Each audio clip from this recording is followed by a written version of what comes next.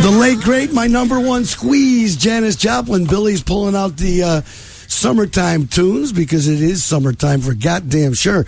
People golfing. In the studio with Lily Hysenai, sitting next to her, Jim Norton out of... where are you from anyway, Jim? Jersey, born and raised, but New York for the last 8 years. I know that, but you're from Jersey? Oh, yeah. What town? North Brunswick. And then Cliffside Park. Oh my God, do I have a bad memory about North Brunswick, New Jersey? So do I, a lot of them. Yeah. It's, I bet you do. But I got no connection whatsoever. Real quick, I got to tell it. I might have told this story once on radio, but you go North Brunswick, New Jersey. Oh my, a very long time ago, after some trips to Vietnam, I was actually at this point AWOL from the Army in Philadelphia. And I had a brand new car. I don't want to say what year, even Roadrunner, which was this stupid Plymouth car that used to beep like the cartoon, the Roadrunner. Anyways, we were dealing drugs between New York and Philadelphia. And I was at my first wife's, I wasn't married to her, house. And these guys, I was letting them use my car, this Roadrunner. And they came screeching up the street in Philadelphia in the pouring rain. And something went down, and they took the car and went back to New York City. Next morning, I get a phone call, laying in bed with this woman in Philly. She says it's for me. I go, hello, is this Alan Levin? Yes. This is Officer, I forget, of course I don't know his name. This is Officer so-and-so from the North Brunswick, New Jersey Police. No kidding, bro. These dudes were on the Jersey Turnpike. I don't know that. These guys were on the Jersey Turnpike, and they got something happened to the car. I can't even remember, but they were off to the side of the road, pouring rain, and they were dumping. They ate like 4 hits of acid apiece because the cops pulled them over, and they were dumping. They had meth and all this crappy stuff from the '60s. They were pouring all the drugs out, and the part that kills me, they ate like 4 hits of acid apiece, and they got arrested. And they went to the joint in North Brunswick, New Jersey, and the next morning, they were going to be car thieves if they didn't get the owner of the... So that's why the police were calling me. Because I'm trying to figure out... I was AWOL from the service. I'm trying to figure out who the hell knows where I am. Nobody knows where I am, except those dudes. So anyway, those guys are in the joint tripping all night. Are you kidding me? They were in the joint tripping all night. I used to go... And my name's Alan Levin, right? It was a Puerto Rican dude, the one whose wife was just on the show. The girl called in, Carmen, last week. Mm-hmm. Her husband, Andre Massa... And one kid from Rochester, Tip Scale, and 2 more Puerto Rican dudes. The cop calls and actually said to me, how can a Jewish kid, because my name is Jewish, how can Alan Levin even know these guys? He couldn't figure out how I even knew these guys. Are you Jewish? Yeah. Okay. I was born Jewish, but I don't practice. I'm not, I don't do, I'm Bill Maher. I know you're a big fan. I like Bill a lot, yeah. Oh, well, I believe what he believes about religion. I wouldn't even bar mitzvah. But anyway, I got a Jewish name. I got a Jewish name, and the cops going, how can you even know these guys? Anyway, I let them use the car. The guy said, may God strike me dead. Are you AWOL from the service? I go, where'd you get that idea? I don't even know what gave the guy the idea. But anyway, I crapped my pants. You don't think one of them gave you up and said this guy's AWOL from the service? Well, maybe, but check this out. They had to let him out of jail because I said but I never saw the car again. Ever. Impounded? No, well, I was supposed to come pick it up, but I was a young boy that was, I was 22, and I thought in my mind, because I was doing a lot of drugs at the time, AWOL from the service, I figured if I pick the car up, I'm arrested. I figured. So I never went to get it, and it was impounded and auctioned, and I never saw it again.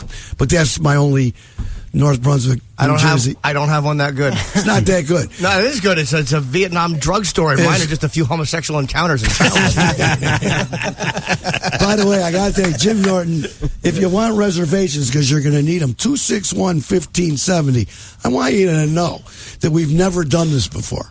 What? We're giving out Joe T's private cell phone number to sell these tickets because of all the mishmash We never ever did that before. 261-1570, because this is a packed show. Oh, good. And I'm thinking we're going to put some people in some special seats to see this show. Because how great was the show last night? It was an unbelievable show last night, man. Wait, you were one of the guys on the show. Yeah. Yeah, especially my part. I thought was very good. No, Norton, man. I've seen a ton of Norton stuff on television. I'm telling you, so much new relevant material. That whole was great Tiger Woods was genius. Yeah. The Tiger Woods. Who was are you? Oh, thanks. I'm Billy. Hey, what's up? I just hear voices and little head tops over monitors. It's such a big place. Thank you very much, man. You're welcome. no, but my favorite part is, bro. I mean, the show was killer. The Tiger Woods. Solid. Two things I got to say. I had a friend that went, right? That saw you at Caroline's or somewhere a couple months ago. Where'd you play? Did you play too many places to know which one? Did you? I probably did Caroline's back in December. Okay, dude saw you, right? Now, I've been running with comedians 25 years, from Sam Kinison. They've all been sitting on this show. I used to say this thing about Sam. Sam was the only comedian I ever saw that did a complete new set every show, and personally, I thought it was a mistake. I always said it was a mistake, and I watched Sam lose audience. Right. The audience shrunk because I think you should have some evergreens. But anyway, this dude saw you at Caroline's, said this was all new. Yeah. You're an animal.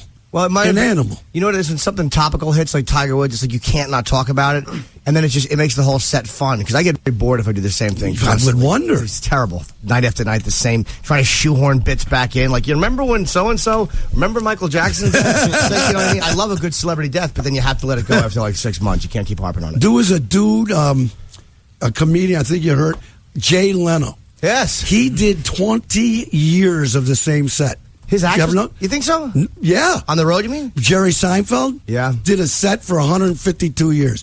I think when he made that movie, Fresh, you had to do Right. Fresh, and that was what the movie was about, right? That documentary? Yeah, it was about him coming up. It was kind of hard to feel bad for Jerry, though, after a set wasn't working. He gets on a private plane. It was like, oh, you poor soul. And Jay. Yeah. Lately. Well, Jay said he never wanted to do an HBO special because he's like, yeah, you give the material away. Because he's probably getting, $200,000 for a corporate. So, Didn't Jay also not even sell CDs?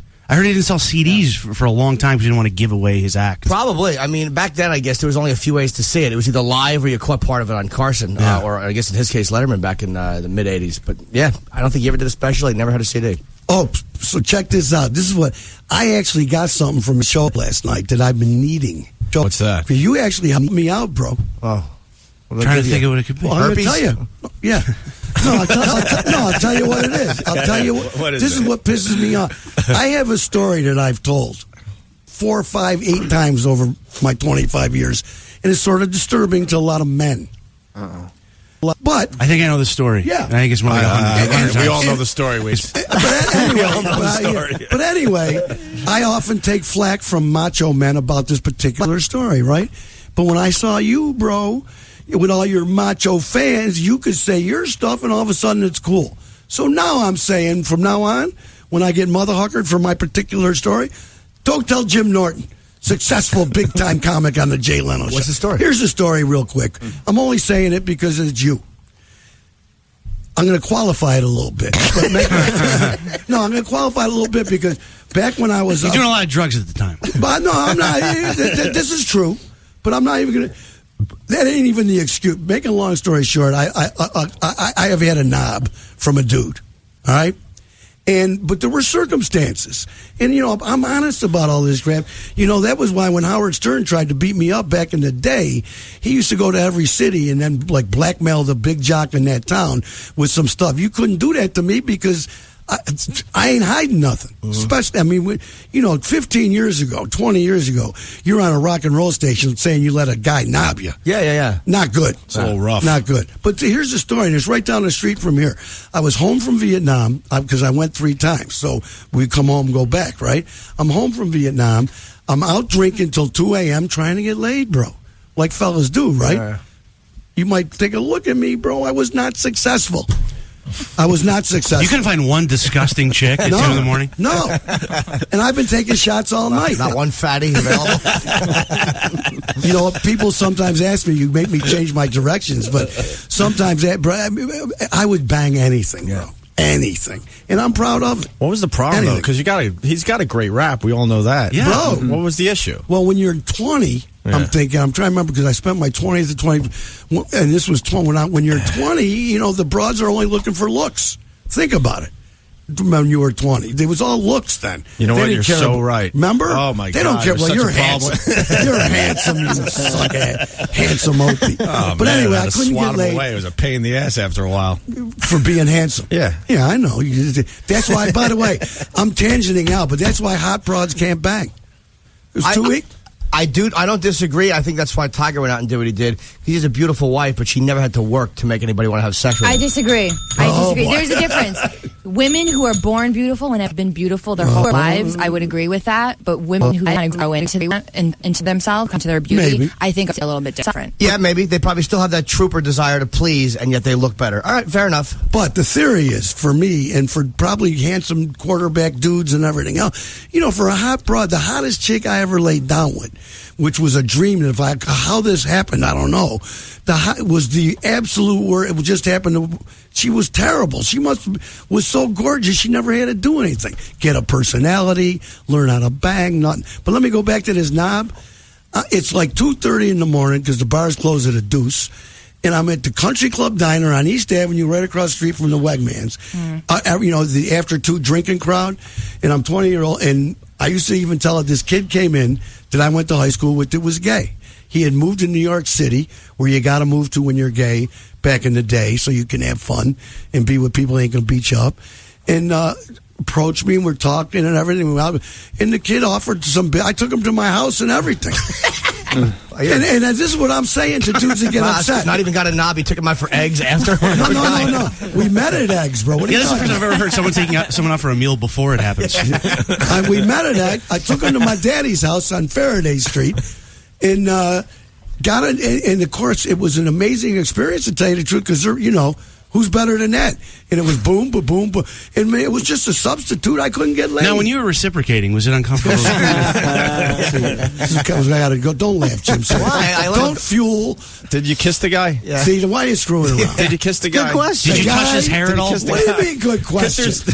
Don't start. Be honest. There's things that make it.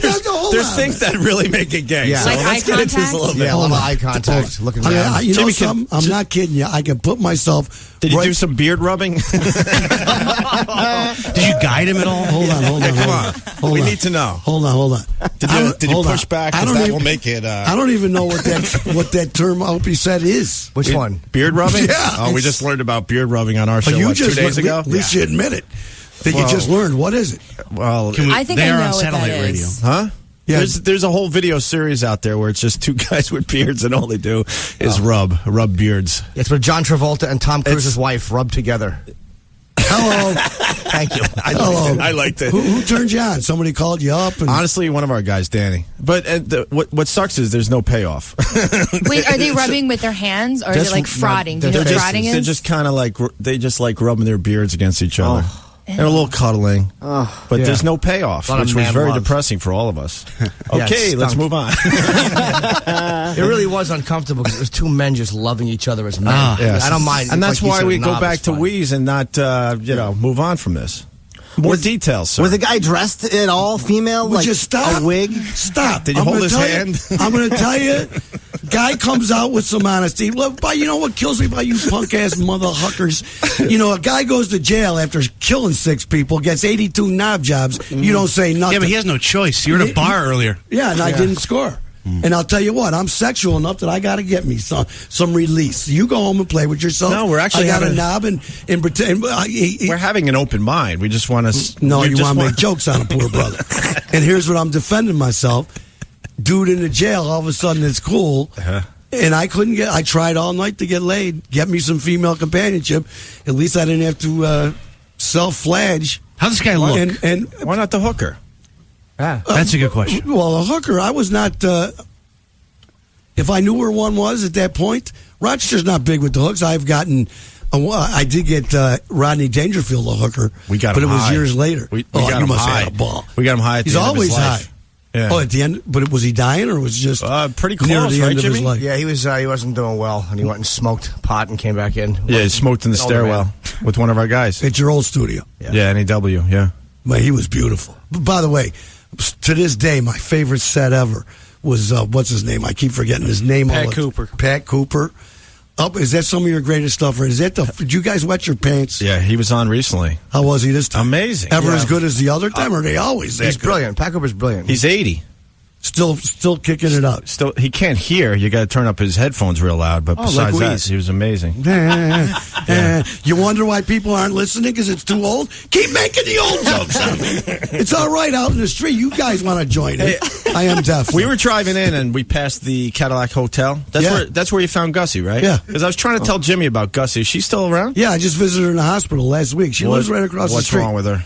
She's got a lot of things wrong with her. She's in a wheelchair, Diabetes? motorized wheelchair. Everything. Could you explain Gussie to Jimmy real fast? I know it's I'll old tell you stuff, what. but T, come on. T's got a picture of her tattooed on his ass. For real. T. For real. He's Isn't going to how show much it they to like you. Gussie? There it is. I don't know if that's going to explain That's it. Gussie. Oh, wow. That's Gussie. By the way, Patrice O'Neal. what happened? Now you're it doing, looks like Patrice O'Neal. oh, that does a little. Looks like Precious. Hey, you know who? David Tell was over at the hotel with me and T when Gussie was behind the counter. And then this hotel, by the way, it's not like really a hotel. Right. I mean, it is. People live there. But it's one step before homeless. Legit. That's what goes on in there. A couple bad hookers, maybe some coke hoes. Right. Can we get breakfast there? No. Oh, all right. That's over. Didn't he just bring you breakfast? Or was I that want for to check himself? out the joint is what I'm saying. What do you want to see the Cadillac Hotel? Why not? I got my HD flip. I got to make videos. Oh, that could be a good thing. Yeah. That could be a good thing. Anyways, I also want to, Billy brought up the Tiger Woods material, which is unbelievably phenomenal. Thanks. But, I just we'll discuss it for a second, but right from the thing that killed me, I can't say any of this stuff, funny like you did. In all honesty, I'm not trying to be sarcastic or anything, but my thought pattern, like when we were on the radio, it just drove me nuts because I kept saying, if I was this guy's advisor, because I go completely the opposite way, and I think he's a hero, because I don't get it. I think he should have came out first day and go, hey, guess what? Here's a bulletin, everybody. I'm a man. I like pee. I'm the best in the world at what I do, and here's what I'm going to do. I'm going to get divorced, and I'm going to bang women every week all over the world, and I'm going to play golf. Game over. I mean, just something like, how could that not work? Because probably in this day and age, it never would have went over. People Really? Yeah, they're sickening. Plus, the problem is he got kids, and people would look at it like he's humiliating the mother of his kids. And I think that's what also went into his thinking. It's like he's really embarrassing his kids and and the mother of his kids. For him, I think that's why he wanted to kind of patch it up. Otherwise, he maybe would have commenced it. The divorce rate's 50% as we go. People, I mean, I'm on my third marriage. Half the people I know are on their third marriage. I just can't believe complete honesty especially in the sports world, if you want to call it that. The stuff you said in your act, I don't want to, take your act away. When does complete honesty ever work, though? It never works. People want to hear what they want to hear. It never works. I mean, occasionally the mea culpa when people have a gun pointed at them, but it never works when people just come out and go, yeah, that's what it was. People don't want to hear it. They want to hear it glossed over. I want to hear it. I do too. We're But a rare dude, maybe. we're not the target demo for Tiger Woods' advertising people. Well, it just, I just doesn't, we're not business dudes, but I don't see how it made any sense, and I don't want to, everything will lead me to your act, so I don't want to do it, but because your act makes complete sense and is funnier than hell. Thanks, man. Thank Well, you. it is. I mean, your joint went crazy. But I understood why he apologized. He didn't mean it. He had to. He kind of had to. He's losing $50 million. It's like, it's just a financial decision. Smart. $50 million. Plus, he wants to stay married. I mean, he didn't want to get divorced. That's why he had to do the whole apology. That's why he had to do the stupid rehab. Yeah. That he's not. I mean, come on, sex rehab. I disagree. Yeah, I don't think he wants to be married. Thank you. No way. Because here's the deal. If you like He's pee, staying married for the whole image thing like Jimmy's talking about. Yeah. It's all about money. If you like pee as much as the brother likes it, we all do as dudes, except none of us have lines of models ready to bang us, then he's never going to not want to. That's fun. Okay, let me rephrase. He doesn't necessarily want to be married, but he needs to stay married for his image. So he had to go ahead and do the whole. He couldn't be honest and say, "Yeah, I just like to." Why not? Because he would lose his marriage for one, and then all the Just the endorsements and marriage. stuff to follow. And the companies go running for the hills. The companies never support you when you're that honest about sex. They never, don't? never. None of What them. if you're selling? Then how come, goddammit, Jimmy, we can go? How come everything that's sold is sold on sex? Because everything there's is no sold consistency. on sex. It's not consistent. It's an inconsistent, phony sense of outrage. Drink this beer, you get the hot pee. Yeah. You drink this beer, you're going to bang this broad. Let me. They Jim do it- Norton's at the Comedy Club. You want resis, and you better get them. This is a one-time only number. Call this number for reservations: 261-1570. Say hello to Joe T. With his Gussie tattoo ass. 261-1570. Let me do some taxes here a minute. You do these? What? Oh, no, that? not on satellite. No, we do live reads.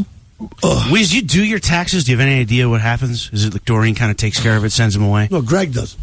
Okay. Just do right. Greg Salina.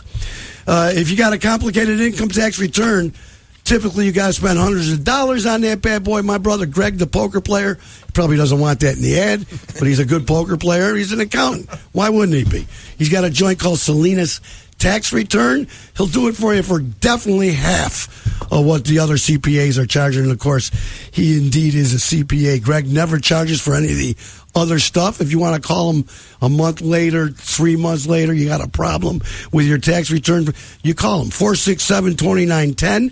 467-2910 for Brother Greg. Get your taxes done. If you own rental property, if you're a small business owner, if you get 1099s, call Greg today at 467-2910. Specializing in complicated tax returns. Brother Greg, been playing poker and doing taxes for over 20 years. 20 years of aces and taxes. Even if you already did your taxes, give him a call for a little tip. 467-2910. Today I got to bring him Jake stuff. What that is, I have no clue. The kid made $42 one day. I don't understand it. Doreen says he's got tax. I can't even figure it out. He's an intern. He shouldn't have to do taxes. Last year he worked Washed at a bar windows. and stuff. And he bartended right. and washed windows. Right. Call Greg Salina, 467-2910. More of the Jim Norton Lily High Senai show next. 95.1 It is. We have 2/3 of that show sitting here. Opie and Jim Norton. Norton's murdering at the Comedy Club. If you want to see some quadruple A-list comedy tonight or tomorrow night at the Comedy Club, squeeze you in with a shoehorn if you call 261-1570, private number. 261-1570. And just to tell you, for folks, some people, if you're a comedy aficionado, if you like comedy and you see it a little bit, I had a friend that saw Jim in New York City in December, went again last night, completely fresh, completely different show, which I think is rare, and I'm not saying you have to do it, but you do it anyway. Yeah, you just try to squeeze out stuff you get sick of. I kind of go like on an 8 or 9 month rotation, and with all the topical stuff happening, so you just can't not talk about it. Well, he was just telling me, because I was trying to think, which I don't often do too much of, what kind of crap I would talk to you about. Mostly I love disagreeing with people. And Yeah. I don't want to go to politics. I did that on your show. You didn't care. On this show, they don't want me to do it. But anyway, the music thing I like to mess with you with, because I'm deeply into music. Been in the music business I emceed those last 2 Woodstock, and you of course love the music that I think is the stupidest in the world. You don't like heavy metal? Like, you're not a big metal fan? Hardly at all. You like Johnny Cash, right? Love Johnny So do Cash. I. How's he having? But anyways, he just told me that someone turned you on to, which I don't get how you're digging this, but Lucinda. Yeah, I'm not a huge fan, but what's this song, Can't Let Go? It's all I listen to. That's all I wanna got hear. better ones for you. Have you the heard rest many it. of her other tunes? I literally just Bro. got it a few days ago. Listen, I got this one tune. You know what I want? I know which one. If you know, I'll crap myself. I don't think you're going to guess this one. Really? Yeah. What were you going to say? I was going to say Sweet Side because That's that's it. the one. Yeah. That's it. Sweet This Yeah, Sweet right Side song. Do you know it? Can I jump in for a There second? you go. Of course. Opie, ladies and gentlemen. Norton's music taste is a lot different than what you think, though. His taste gets really weird. He likes Betty Davis eyes. Who does? Me too. Yeah. That's So, Toe Tapper. but that's You not see- a metal song. No. But He's all about Ozzy and Black Sabbath, but I've turned him on to some things over the years. I like Marty Feldman eyes. You ever hear it? You ever hear that? I've never heard it, but it's a fun. good reference either way. Yeah, Marty Feldman eyes. It's a nice little tune. Anyway, back to But Lucinda can Williams. I want to, because Norton's here, and I think, I don't know if we can play the whole tune. It tells a story of like many of her tunes. And this is a story that's, you don't hear this in music. Let's hit this a little bit. Check this tune out. I mean, who's writing crap like that? Yeah, it's good. It's kind of like a country version of Luca. It's nice though. What does she look like? I've never seen her. She don't show him yet. She was in town hanging out. She's 50. Is she? Yeah, and she was hot, but she's 50. You know who I got into recently? Joan Baez. I heard Diamonds and Rust. How do you not like that? That is so funny, bro. This is so funny. I am the only radio show in the world, I promise you. I played Diamonds and Rust, I don't know how many years ago, back to back. Judas Priest. Yeah. And then because, all the metalheads that thought Judas Priest was cool, and I thought I would screw them by going, you want to see her, the original tune? Yeah. Who would ever think, if you know Joan Baez, that Judas Priest would cover Joan Baez? We had Halford on. I asked him about that. What did he say? He said that they had wanted Priest to become more relevant in America. So they came to them with that song, and they said, would you cover this? It was that friggin' song. Bizarre. I don't know why they chose it, but Halford said that's how they actually got to that song. Oh, okay. She's kind of sexy. Oh. Yeah, she's the type of... but she's pretty. Yeah, I don't mind that. But look. Is that pretty cool, right? Yeah. And, man, she's got some tunes, bro. She's got some... I mean, that tune right there... if you were listening to the words, you don't hear tunes, about child abuse and who the product is. Right. And then it changes later on. She has big Ace Frehley hands. She's kind of sexy, actually. Jeff. Yeah, Wease, you guys got me all confused. I can't figure out if I'm listening to WNEW, the Wease Morning Show, or the Billy DeTore and Brother Wease Music Show. Well, we threw in Lucinda Williams, really screwed it up. Good point. Because we do a music show and play that kind of music. Oh, okay. It's only once a week for 2 hours. So he just combined your show and then our music show because Lucinda showed up. Have you ever heard the Opie and Anthony show? Oh, God, I listen to those guys all the time, and it's really funny because listening to you guys not be able to swear, and then I just heard you on their show. I think it was a replay of when you were on there, and you were cussing. Oh, that was fun for me. Oh my God! Because I don't get that you could swear, and you go, "I'm not used to this kind of radio." And next thing you know, the F word is just a flying. Yeah, because it's so fun to be released. Yeah, it's nice. Oh hell yeah! Thanks, bro. Jim. Yo. What's going on, bro? Hey, I just want to tell little Jimmy Norton and who's there, Opie? Yeah, what's up, brother? Dude, I miss you guys, man. I'm a poor scumbag with no money, no hope of ever having. Well, how about the internet, bro? You on the internet? Opie, you streaming? I'm poor. You don't even have a computer? Yeah. You are poor. Yeah, well. We don't need to talk to you. Yeah, what do you do? Exactly. All right. Hey, Rock Scream Tuesday, man. Genius. What's that one? God, Rock Scream I cried Tuesday. Thousands of times from laughing at that. Was it really genius or just, a time waster? How about you give Wease a Rock Scream and you could show all of Rochester dude, how genius this thing is? I do not have the capabilities of that. But can I ask you one more question quickly? Was it you, Opie, that did Pisswasser? Or was that Anthony? Anthony did for Grand Theft Auto, yeah. Oh, my God. The video game. You guys are my hero. I used to be a big fan of Howard and such, but who's Such? Crossed over. Such, bro. Such sucked. Come on, poor people scumbag radio for losers like me. Will you please say again? I said, come on, poor people's scumbag radio for losers like me. We're on Poor People Radio. Why don't you? What do you listen to in the morning when they're not on our show? Mm-hmm. Pardon me? What do you listen to in the morning when Opie and Norton aren't on our show? I tune here, there, pretty much nothing and everything, Nothing and everything. That's something like Howard Stern and Such. Pardon me? Never mind. This guy's really panicky, isn't he? But thanks anyway, guys. And hold on one second. No! See, there's a rock stream. That's the rock stream. No, that is genius. Yeah. Yes. That is genius for that moron. That was great. I love when callers do inside references that no one understands. Yeah. That was, he's referencing their show. And not to get plug XM, but dude, XM, come on, it's like $7 a month. Bro, this kid doesn't have a computer, bro. Yeah. Willie's got a computer, I think. You got it? No, he doesn't. Never I think mind. it's a calculator. He thinks it's a computer. He doesn't. Look at Willie. Of course he doesn't have a computer. He's like, you want me to Google this? I'm like, you're adding numbers. Excuse me. Anyways, we have a deal over. By the way, Jim Norton reservations once more.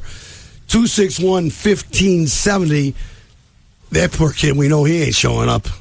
They just called. We should offer him free tickets and then just turn him away because he's broke. Offer him free tickets and then tell him about the 2-drink minimum when he gets there. Exactly. Show me your W-2s, bum. He reminds me of one of those people that me and Billy run into all the time that are this particular band's biggest fan, but they can't buy a ticket to the show. You can't save up. You know they're coming to town. This guy couldn't save up and come to see a Norton in person at the Comedy Club. He's that big a freaking fan. Mm-hmm. Come on, bro. Use some of that public assistance money and go see a good show. Come on. Jay Leno is still insisting that NBC screwed him. I only bring this up because I'm sure Jim is a friend of Jay's. Yes. He was on the 10 o'clock show. I just saw him with Miley Cyrus on the 11:30 show a few days back. Today, I've been spending much time defending Miley Cyrus because I'm a big defender. Sure. And I think, personally, to me, it's cool to defend Miley Cyrus because it's the real cool thing is to crap on her. That's what most, like, a DJs across America. I like to be more honest. Like, you have to hate Oprah. That's 101 radio. Yeah. You have to hate Miley Cyrus. Anything. Like, now, I might become a Justin Bieber fan. What do I never heard of the kid. What's the debate on her, though? I don't get it. On Miley Cyrus? Yeah, why are you Whether he's talented or not? Because the movie just comes out today. She's very talented. No kidding.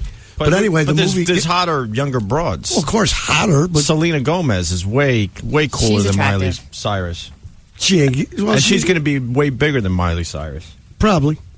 I remember once when... I always remember this. Jennifer Lopez once, when she was just starting out, mother huckered Salma Hayek. Mm-hmm. I think it was Salma Hayek. Who's another Hispanic that might have been... Cruz? No, well, definitely wasn't her. I think it was Salma Hayek. It says, she ain't nothing. I'm going to go way past her. I'm going to be the biggest Hispanic star. Oh, no, she's probably comparing herself to Selena. Remember that singer? No, she played Selena. Yeah. Mm-hmm. But she's probably saying I would be bigger than Selena. No. I don't think she would describe, she did. compare herself to... She did. To a legit actress. Really? I'll never forget it because I was a fan of whoever the other Mexican broad was. And I go, who's this broad talking crap? But then she did. J-Lo become some kind of big deal stuff. But anyway, it's Tuesday. Jay Leno gave Joy Behar a little behind-the-scenes interview before she showed up on The Tonight Show. Naturally, she brought up Conan, and Jay went up on his typical rant about how NBC's late-night mess was just as hard on him as it was on Conan. Here's the audio. Maybe, if Billy was with us. He was...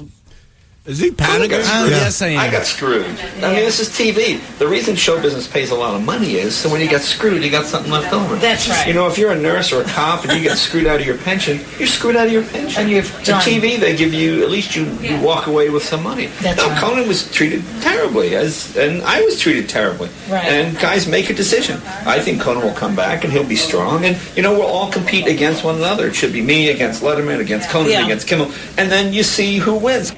There you go. So when did Jay start loving you? Has Jay seen your whole act? Yeah, my first Tonight Show was actually right before we came back on XM in when 2004. you weren't working. Yeah, we were just coming back on the air. I think it was I want to say September or October of 04 or November. It was right in that time. And I did, I think, 7 Tonight Shows before he left. They were actually nice to me, a lot nicer than any other late night show. So I love Jay. Well, not only that, then they brought you over as a regular on the 10 o'clock piece. Yeah, which was completely unplanned that happened. I mean, look, the show didn't work. Obviously, there's a lot of reasons why, but the fact that they gave me a lot of, primetime TV spots. Damn right. Certainly didn't hurt. Damn right. Please. I don't know what I'll be doing on the Tonight Show now. It's like, late night TV, I'm limited. I can do so much. It's never going to be a full-time career for me because I'm too dirty or I'm too aggressive. I just, What was that thing when you were on HBO right after Bill Maher?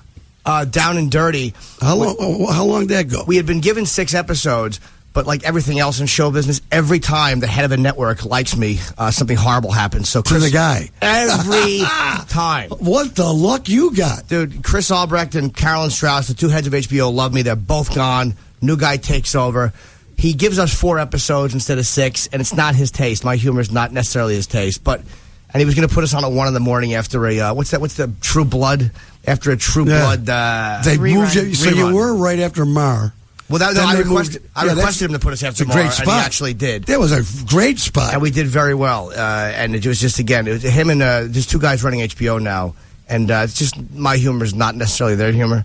So they gave us 4, and that was it. God, but is it this unfair? Do these people ever get to go to a show, one of your shows? That's what you're supposed to do.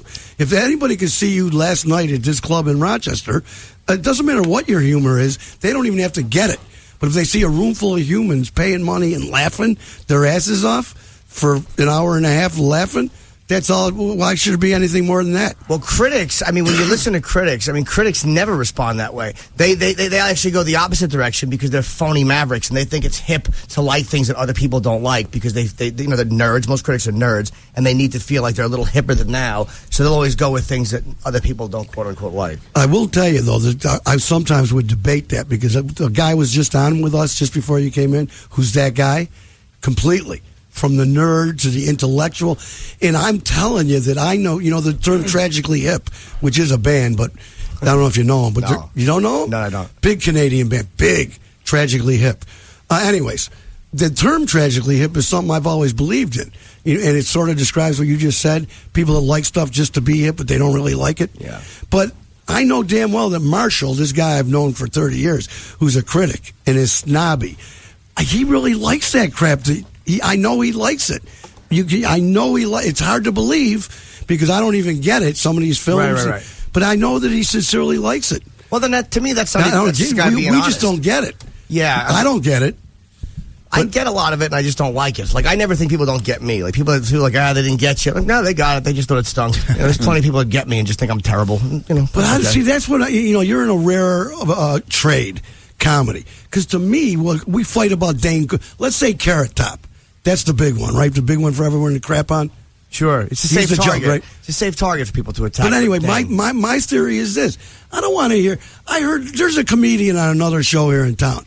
Hardly like a brand new comedian. Right? I heard the guy one day crapping on. I forget if it was Dane Cook. It was Dane. Dane Cook. Yeah. Now, look, I'm no fan of Dane Cook, but you can't tell people who are laughing at somebody that it ain't funny. Can you tell people that are laughing at somebody that ain't fun? You can say, I don't think that's funny. Yeah. But don't say this guy sucks if he's got a room of 3,000 people laughing. Yeah, to say Dane isn't funny, I mean, look, he's not Richard Pryor. He doesn't do that style of comedy.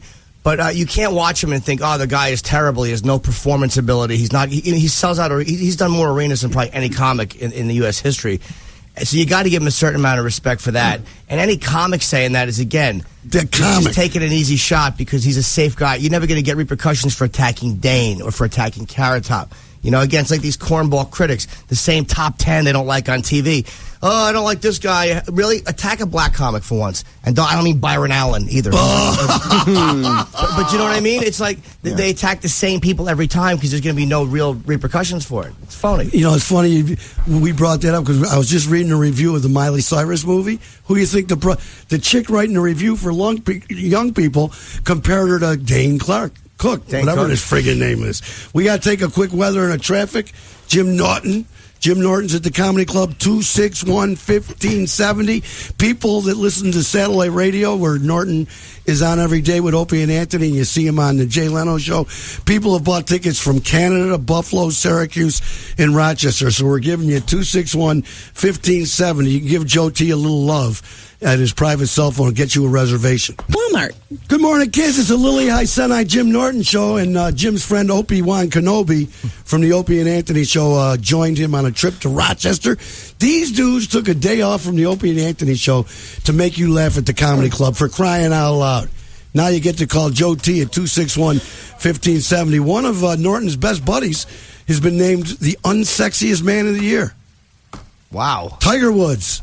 Oh, really? Who named him that? How dumb? See, what phony men named him that?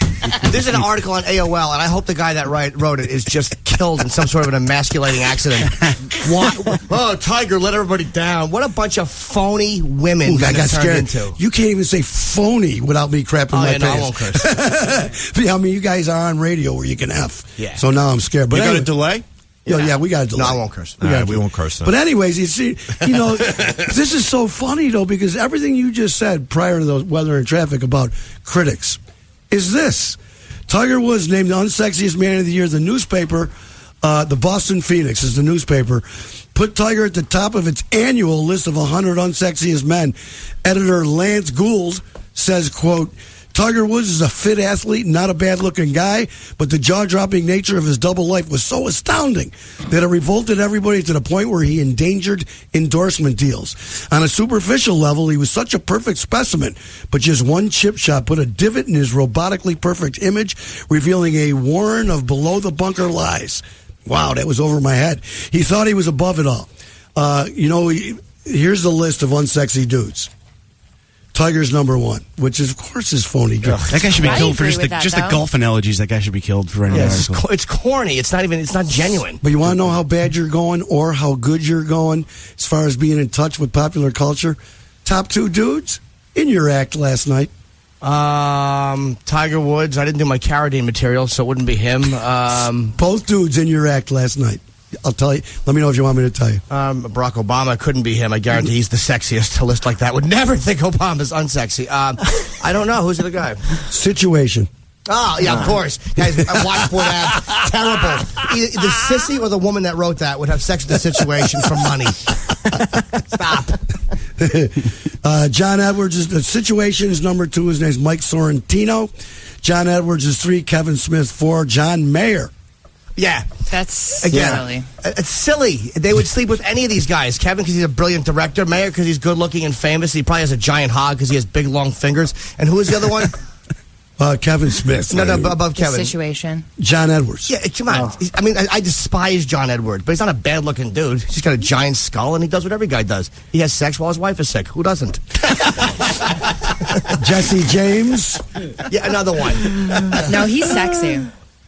He definitely is sexy. The next one, good friend of yours. Legit, this one. Not even a joke friend. Good friend. Who? You know, we just talked about. Patrice O'Neal? Jay Leno. Oh, Leno? Yeah. Leno, by the way, apparently is packing a monster.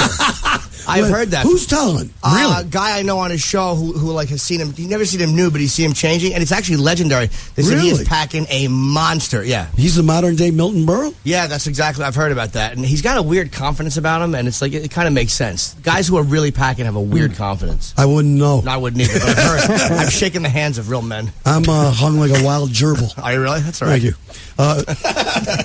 Pope Benedict XVI on the list. The first one I agree with. The first one I agree with. All right.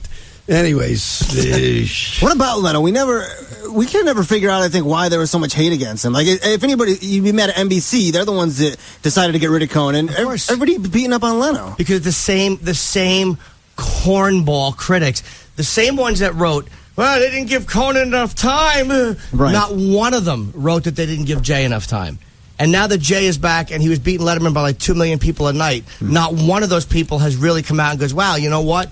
If it does make the right decision that you don't pull the number one guy. Like stupid Fat Rosie, the same ones that said, well, Jay should have been willing just to leave like a gentleman. Not one of them said, well, Conan should have realized that Jay was still number one. Maybe he should have left. It's completely one-sided. That's why it's phony. So that's what the hate comes from. It's just there's silly, a lot of it going on. Yeah, they're morons. All of this should just be spit on. Chris. Yeah, I think I like Tiger more now than I did before. It makes him he's a human being. I agree. You know? I agree. You know, I can't even discuss any of this because it's all in Jim's act. Yeah, I do a lot on Tiger. Like he does 20 minutes of Tiger material. It's all genius, funnier than hell, and it makes 100% perfect sense. Yep. He opens up with what you just said. Yep. But it just shows you how normal it is. Yeah, people do feel that way. There's something relatable about him. But there's a really ugly quality in our culture. We like to see people knocked down, which is kind of annoying. Like we like to see people built up, and then we resent them for being so perfect that we'd like to see them knocked down. Actually, I will tell you something else you said in your act last night. I disagree with completely, and it's a part of your act, and it is something I know you believe because you just mentioned it about hate. I think you used it like not being funny anymore. Well, I mean, did you say something like that? Did I miss it? I'm saying that it's gotten like with sitcoms in general.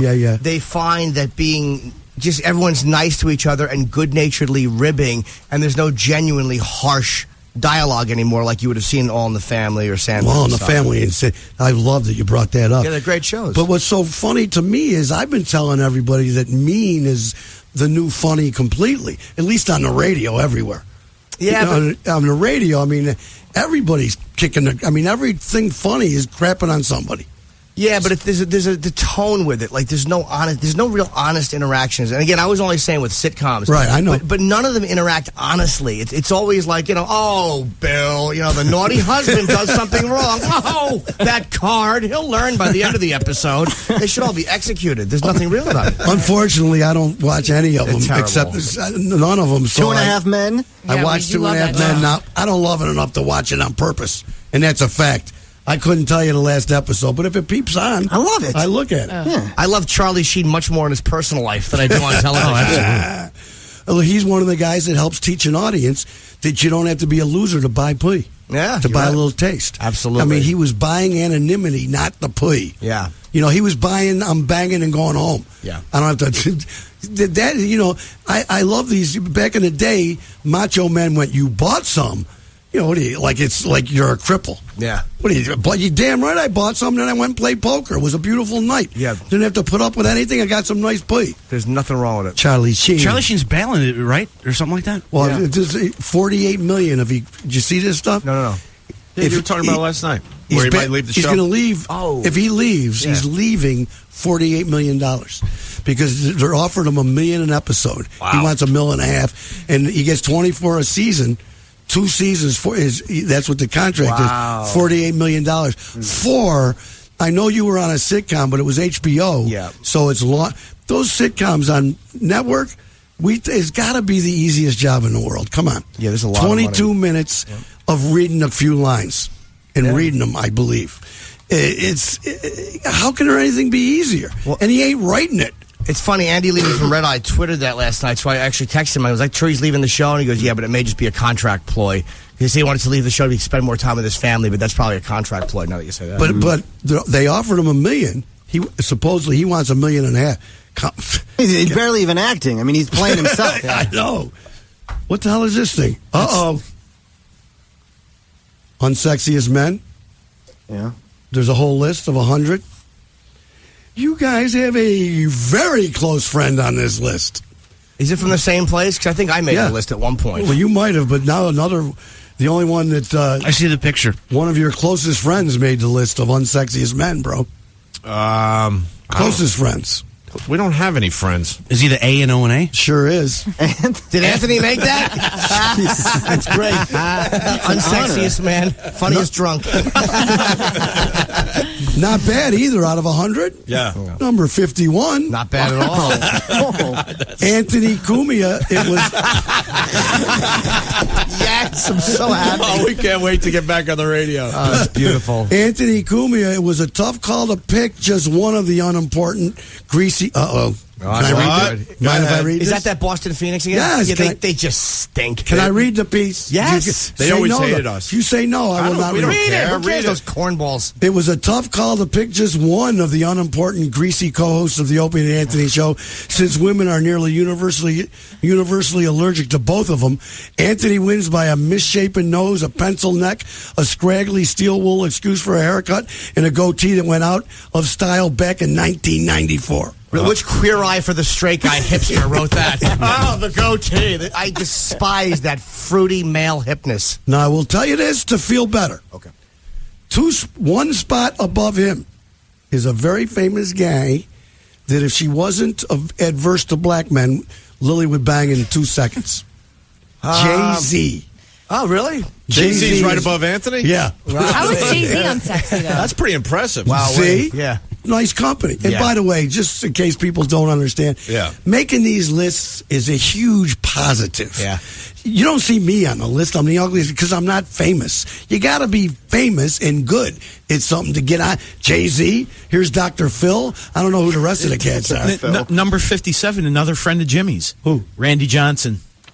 Randy, I agree with. That's an ugly guy. Randy is truly a horrid-looking man. Yeah. Horrid-looking. How are you man. friends with that dude? I'm not friends with him, but he's kind of a douche to me. Yeah. No, it's a great story. We were in a diner, me and Jimmy, and we saw Randy Johnson walk by, and Jimmy loves getting pictures and autographs, so we ran out like little kids. And Did we you get ran. one? Here's the punchline or whatever. We get to the corner, and Jimmy taps him on the. You can't even tap him on the shoulder, on his hip or something. Yeah. Turns around and goes, "You mind if I get a photo?" And Randy goes, "No." and just walks away. Yeah, he goes, no thank you, and he walks across the street. And Jimmy was very rejected, like he was 12 years old again or something. Who had the camera? I did. I was going to do the right thing. Did you take a shot I of took the guy a shot of him away? walking away from Jimmy, It's even better. You put it on the web. I think that made your book or something, did make one of my books. books, In your book? One of them, yeah. You never paid me for that, by the way. Oh, you know, I never gave you a photo credit either, I don't think. Yeah, I need a photo credit. Jim, I know you like to get photos with like celebrities. Who has been the biggest douchebag, would you say? Well, that had to be one of them. Yeah, Randy's I want to right say up there. Randy because De Niro was my first turn down, but he wasn't a douche about it. He was he literally just was afraid that everybody would start asking him, so he wasn't rude to me. Yeah, he was right. I would say that Randy was the biggest, just dismissive. Jeter was kind of a Jeter's. I didn't like Jeter either. Yeah. Jeter wasn't cool. I love hearing that stuff. Yeah, he wasn't at all. He sucked. He wouldn't take a picture with Jimmy all night long, but he would take a picture with every hot broad. No, in the place. he wouldn't sign. I had a photo with him from XM in Vegas, which he was kind of a tool when I got that. But when I asked him to sign it, he was like, he just completely dismissive. You gotta be kidding me. Real prick. Yeah. But Jimmy is a creep though, because he hangs outside the men's room because he knows they got to take a leak eventually. Dude, that turned me away from the Yankees. I hated all of them that I met that night. I hated all of them. Listen to me. He hangs outside the bathroom and gets them on the way out. I have this huge anti-sports gene. Yeah. I love sports, and I gamble on them, and I do everything. Yeah. But I have a huge thing against people that like worship their team when a guy on the team can leave next week. And so I love the fact that you get turned off when you meet a guy personally and he's a douche. Yeah. Screw them and the team. I totally walked away from the Yankees God after bless that you. because the more I'm in the more athletes we've talked to, the more I've just come to despise sports because athletes, most of them, they always want to be funny. They just got that stupid jock mentality. So I've really started to hate sports. I've really started to despise athletes. I love Jim Norton. Yeah, they make me sick. He's right where we got stuff to talk. I'm telling you, some of this sports, these people are out of their friggin' minds. I tell these guys, I got a guy that's got 2 St. Rams tattoos. I go, bro, that's like getting friggin' mate tag. It's a business. Yeah. Back 100 years ago when Mickey Mantle was a Yankee, it was the same cats. You could love them forever. Right. But the fact that you're loving an emblem where your favorite guy might be playing for another team next year, if they don't care about the team, why should you to that level? You know what athletes I love, and I truly love, are the mixed martial arts guys, UFC guys, because they don't have that attitude. They're not making the kind of money that, like, Jeter or they will be. make. They will be. Not that kind. They might, but I've never met one of them, and I've met all of them who have not been down to earth. Not one of them has been dismissive or rude to fans. I mean, those guys are fantastic. I hate to be corny this way, but you know any hockey players? I do not. Great guys. Yep. Yeah. Hope. Yeah, they really are. Seriously, they could make not baseball money, right? But they could be $7-8 million a year guys. You wouldn't know they had 3 cents. Right? No, I never met any of them to my knowledge. You got the picture too, I think. You're holding. I got the picture right here. This is great, New York City. Boy, he's tall. Yeah, he stinks. Walking over to the store, away from Opie and Norton, saying, "I ain't giving you a picture." God, Jamie, Randy Johnson's a baseball player. Oh, okay, thank you. Thank you. Yes. And ugly. Oh, real ugly. That's And ugly, horrible. dude. A huge flop I have when to he was be at the Yankees. completely honest. I did not know who it was, but then I figured it out through the context of the conversation. Yeah, him and his rotten bad back. Another big stupid free agency signing by dumb senile Steinbrenner. Awful. Yankees suck. Go ahead, Jamie boy. All right, that reminds me of furniture for some reason. You guys, I got the new crib, and I've been trying to, go through room by room and kind of pimp it out a little bit. When I need furniture, I always go to my favorite place, Unclaimed Freight.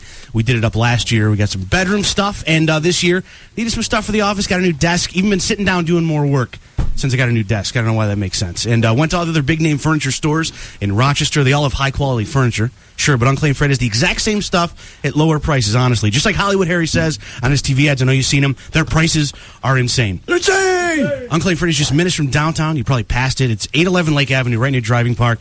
Great guys over there, man. Give Tom a call, 254-2380. Really, anybody in there can help you out with whatever kind of furniture you're looking for. Or you can buy direct. They got a book. You just leaf through it if you want something beyond the inventory they have. Big brand names like Signature Design by Ashley, Serta Harden. It's like my bedroom set. And don't miss their annual Insane-a-thon. I'm sorry. All month long, no problem.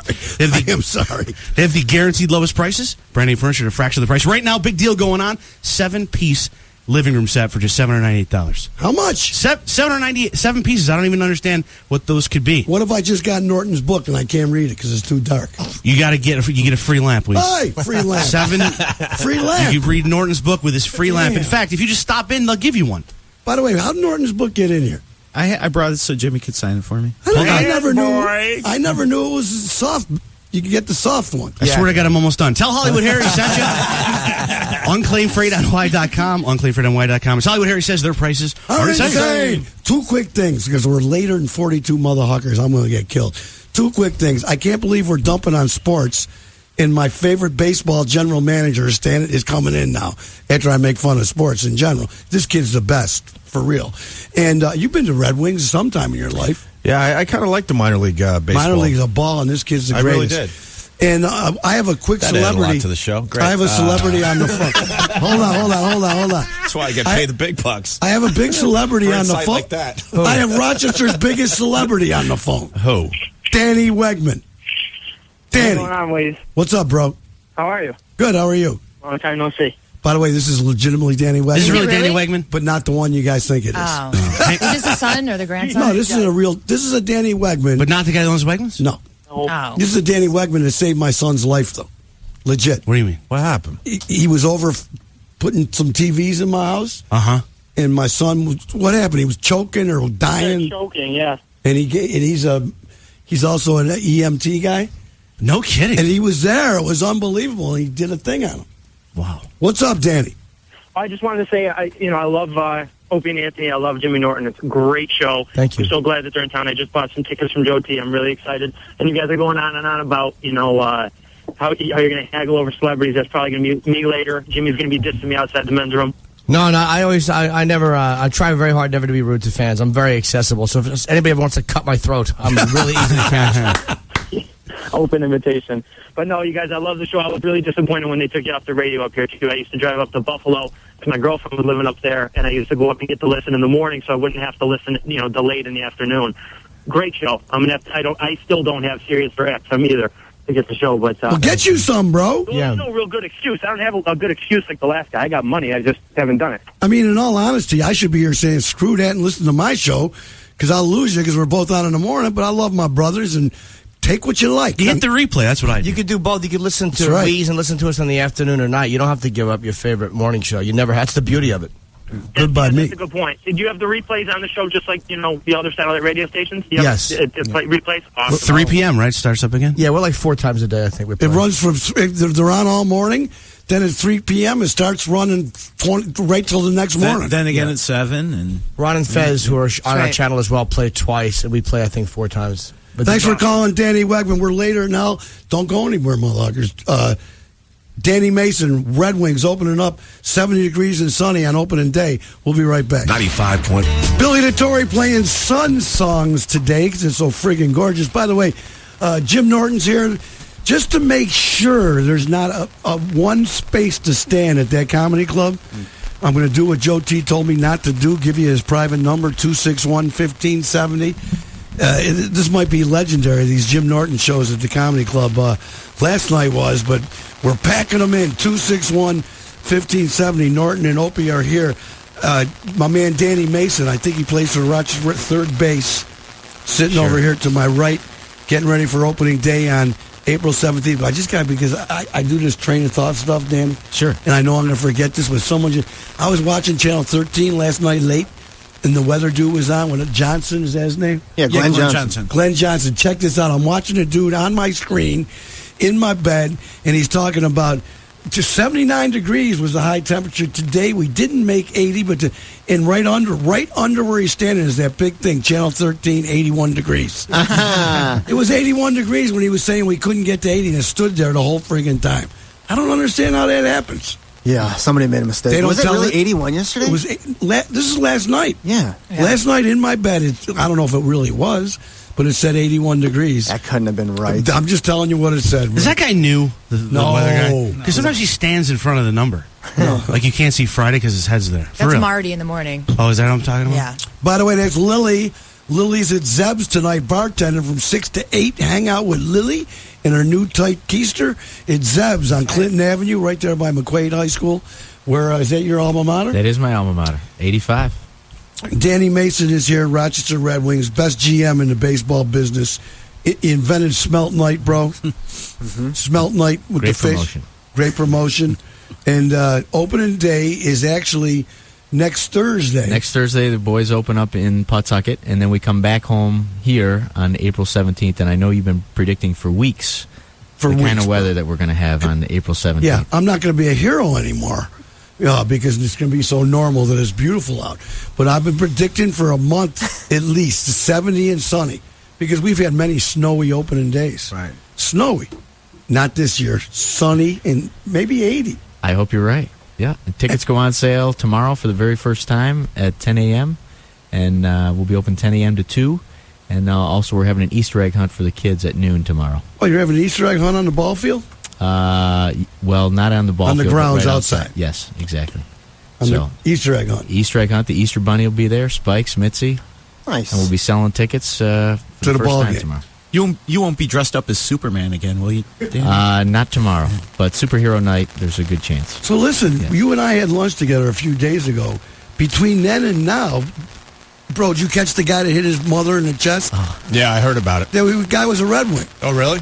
Who was it again? Denard Span? Yeah. He foul ball and hit his mom in the stands. Right in the chest. And I just watched it for the first time on Channel 13. Now, you know the kid, right? Yeah, very well. He's a great kid, and he's right on the cusp of being a big star in Major League Baseball. Yeah, he's had a great year last year, but he's a super kid. And, 10,000 people in the stands at Yankee Stadium down in Tampa, and he hits his mom. Yeah, but line drive, did you see it? I did not. Bro, I just saw it for the first time last night on Channel 13. Yeah. And it's amazing because he's a leadoff batter for Minnesota playing the Yankees. He hits the ball line drive, liner, and it's like a second. The guy drops the bat and runs in the stands. That quick, knew he hit his mommy in the chest. That was some weird stuff. He felt terrible for him. She's doing all right, and then he struck out. Of course he struck out. Professional. Stay focused. You're a dick. Come on. He went back and struck out. Of course he did. Yeah. His mommy was late. They had to take his mommy out of the joint. She What do okay? you think? You think? And he's going. He struck out. Like let me get a hit. And then she came back though. She's alright. She came back. Yeah, she came back. See it at Wease.com. They treated her, and she came back. But so he was a wing 2 years ago. 2 years ago, and last year he was here on a rehab assignment. He got hurt, and he was here for about a week or so. But, he's going to have a great year for the Twins. They're opening up a new ballpark this year. They are. Target Field and outdoor. Target bought it for him? Yes. Target. Pretty good. Just get most of my accoutrements at Target. Anyways, tomorrow is a Easter egg hunt. You doing an Easter egg hunt with the kids? I told you. I know. Is it at home or do you go somewhere? Well, usually we're not home. But I have to do 2 Easter egg hunts. The fake in-the-house one with the little eggs that you open up, and Doreen makes a scavenger hunt. You go from one to the other. Clues inside each egg. Clue in each egg. Pink ones and blue ones. Thanks. I know. I've been dodging my families for years, and now 18-month-old. We got to go. Yeah. Well, you get ready, and then we have the outdoor one with the real eggs at home. Yeah, she does. She puts eggs around the backyard. All front and back. What do you do with the eggs once you find them? That's what I just don't Wease understand. eats all of them. It's mostly true. They're gross. I make her make me egg salad. I love me some egg salad. Hard-boiled egg? But after they've been in the ground? Delicious. Thank you. I thought you were going the other way. They're in the ground on with shells around them. I don't know. Crying out loud. Jimmy, ever go to an Easter egg hunt? As a boy, As we a baby? As a we would kid? have them in my home, and my mother would hide plastic eggs, and they'd sit- same thing? One in my father's slipper, one up in the light. It's how we do. Wonderful memories. Wonderful memories. Yeah, they were pretty lazy, right? Terrible. My parents would hide our Easter basket right behind the couch, like, geez, thanks. Yeah. I mean, how many Couldn't give spots? this a little effort? Right. Where else can you hide it in the house? The washing machine. We're always in a the cupboard. Always in the And that's washing about machine. it. We got spots. So they probably find them in like 3 minutes anyway, because No, they you get last year clued. and the year before. No, but Doreen works hard on this. Seriously. Easter egg hunt at Lily's house sometimes takes 3 to 4 days for people to acquire all the eggs. Her mansion. Shut up. With all the annexes. Norton, you never saw her house, did you? I've not, no. You ever seen it like a picture or anything? No. I forgot to tell you about that, Opie. What happened? She ain't wacky enough. I got to tell you right here. Well, the only way we ever saw her house is we Googled it. Google Earth, is that what it's called? Yes. One of our kids really knows how to do this stuff. And at first we only saw it from like the satellite. Like, that didn't do any good. Yeah. Somehow they figured out how to see this house. I'm just telling you this. You've never seen a house like this. And what I'm saying, I'm not saying like she's got some mansion, but you've never seen a house like this. What made us look it up was Lily was telling a story about sneaking out or something. And she goes, yeah, you guys, wouldn't you guys just pull into the second driveway and get into the... What are you talking about? She's like, everybody has 2 driveways, right? Compound. She thought everybody has 2 driveways. Who the hell has 2 driveways? Nowhere near each other. So we saw the house, and she lives in her parents live in a house that looks like a compound. Oh, back home? Yeah. Yeah, I thought you meant here in Rochester. Jersey. Jersey. Okay, Jersey. It's nuts. Nice, right? It's different. It's a house. Looks like It's not a house. It's not a house. It's What's a it look house. Like an office building. It does look a little office building-ish. Very strange. 15 bedrooms. Come on. Excuse me. High ceilings. Excuse me. By the way, Opie and Anthony show. Anthony named the 51st unsexiest Actually, man. I'm sorry. That was an older list. Oh, that was? Yeah, that was from like a year or two ago. Oh. That's my Still, fault. right? I'm sorry. Did you guys know he was on it? No, we don't. Seriously? We don't pay It's attention good to that stuff. crap anymore. That didn't come out, I guess. I don't surprised we remember. didn't. Well, because the Boston Phoenix, they're just jerk offs. But who cares if you make a list? I would want to make a couple. I don't think we chuckles. spent any time on that. Nah. All right. I made the unfunniest comics on TV list this year. Yeah. I did, yeah. Oh, how many people are on it? There was they said top 10, but I made 11. Oh, you didn't make the top. Who do you remember? Some of the other cats? It was Dane Cook was on it. Of course, Dane. See? Leno. And then this is the relevant hipster sissy that wrote this was he put Byron Allen and Sinbad, because those are two really hip black comics on TV. Well, let me say this. Lisa Lampanelli was one of them. Geraldo, he mentioned, he bashed Greg Giraldo, is a brilliant comic. Look, Lisa, all I'm saying is in this world of competition, from what we do on radio in our competition to what you do on the boards, on comedy, when you win, it's just so funny that people, like I said a few minutes ago, you got to be famous and big to be on these lists.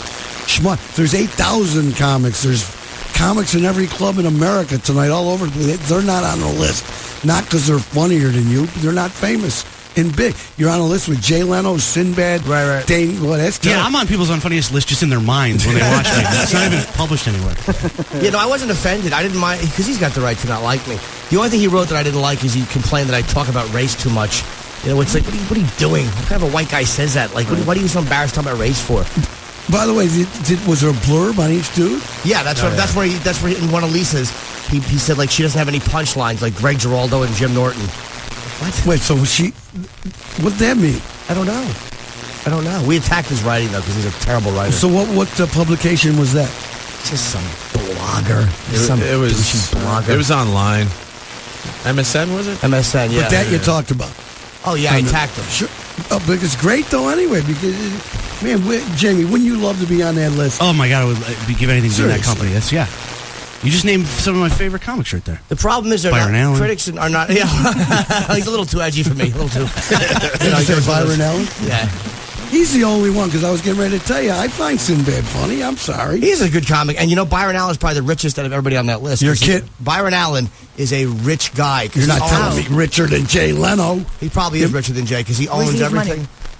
He owns a lot of those shows, so he's a multi-million. Maybe Leno's got him, but Byron Allen is a very quietly multi-millionaire guy. I heard he doesn't even touch his comics Unleashed money. He just leaves it in savings. All right, so Leno always says that every time you hear him talk.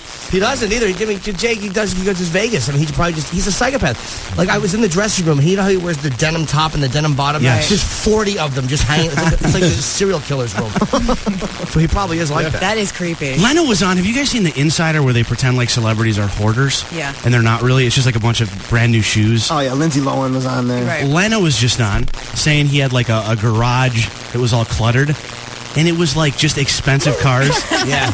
It was so offensive. It was but a bunch of denim in the corner. Yeah. They showed his 10 denim outfits. Yeah. He wears the same thing every day. Danny made the unsexiest baseball GMs of 1999. Really? And I was proud of him. That's back when he was a lot handsomer than he is When he now. had brown hair. Danny used to be, I watched your age, Danny. It's not pretty, is it? It's a funny thing. This guy looks so young. What are you talking about? You see the hair, bro? How old is this Look guy? at the hair. What's it look like? Tell people. It's like, you mean like a little, it's not Gray. gray. I look like I'm 80. It's like a young boy. No, he looks great.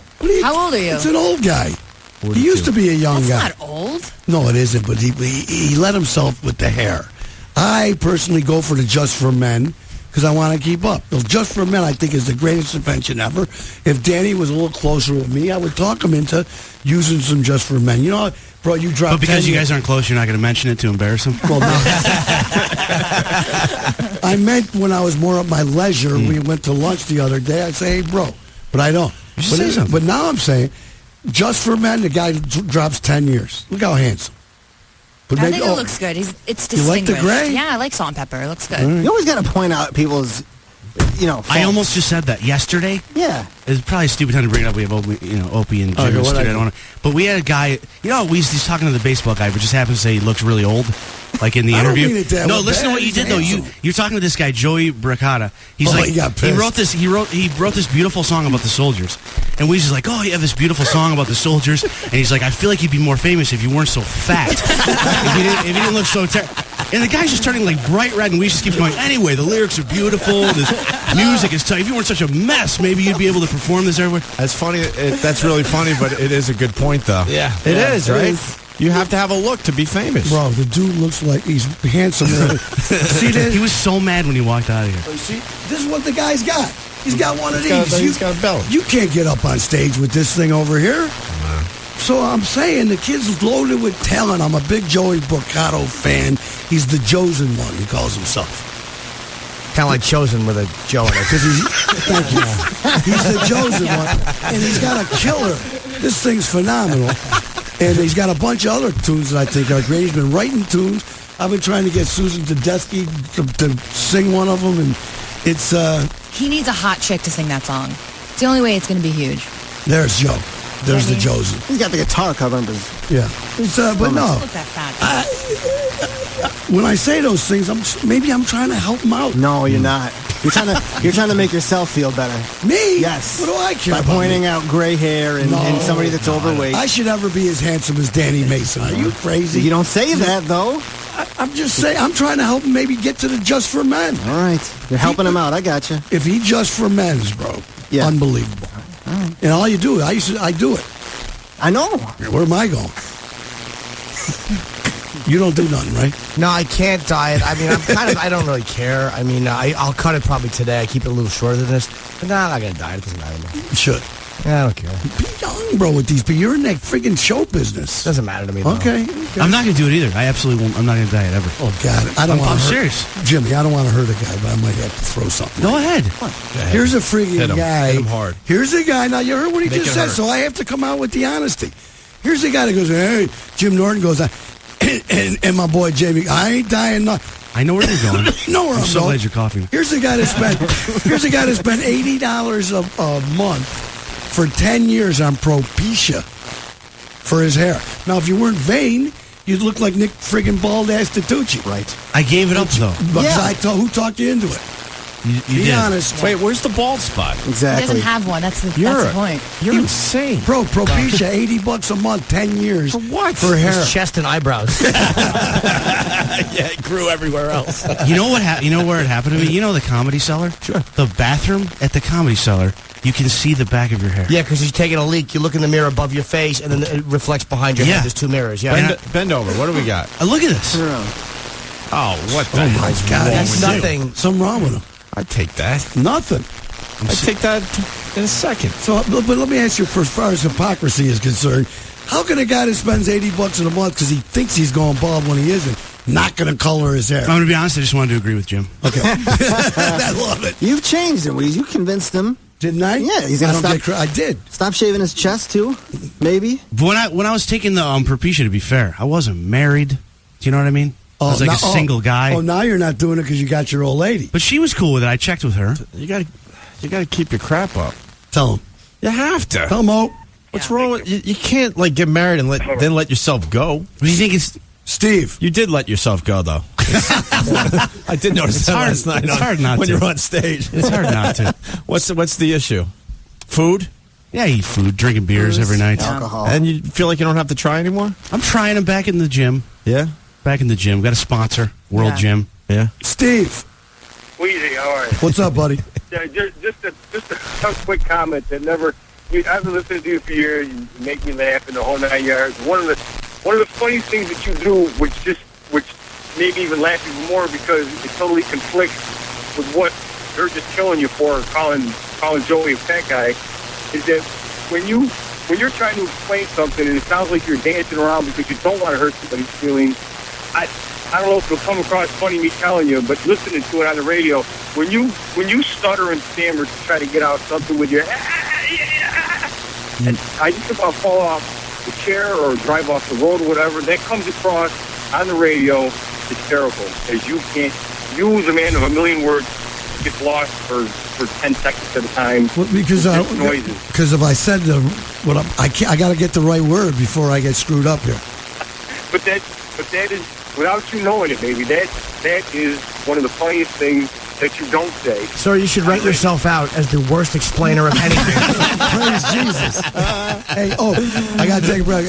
Are we going for tattoos? Yeah, a little tattoo action and Mama San today. I got to tell you something. Whatever. I got to tell you a quick thing about the sports. Yeah. That thing I was telling you about the sport. No. I'm not going to baseball. The tie is scaring all of us. You know that, right? Sports you could have came in here without a tie.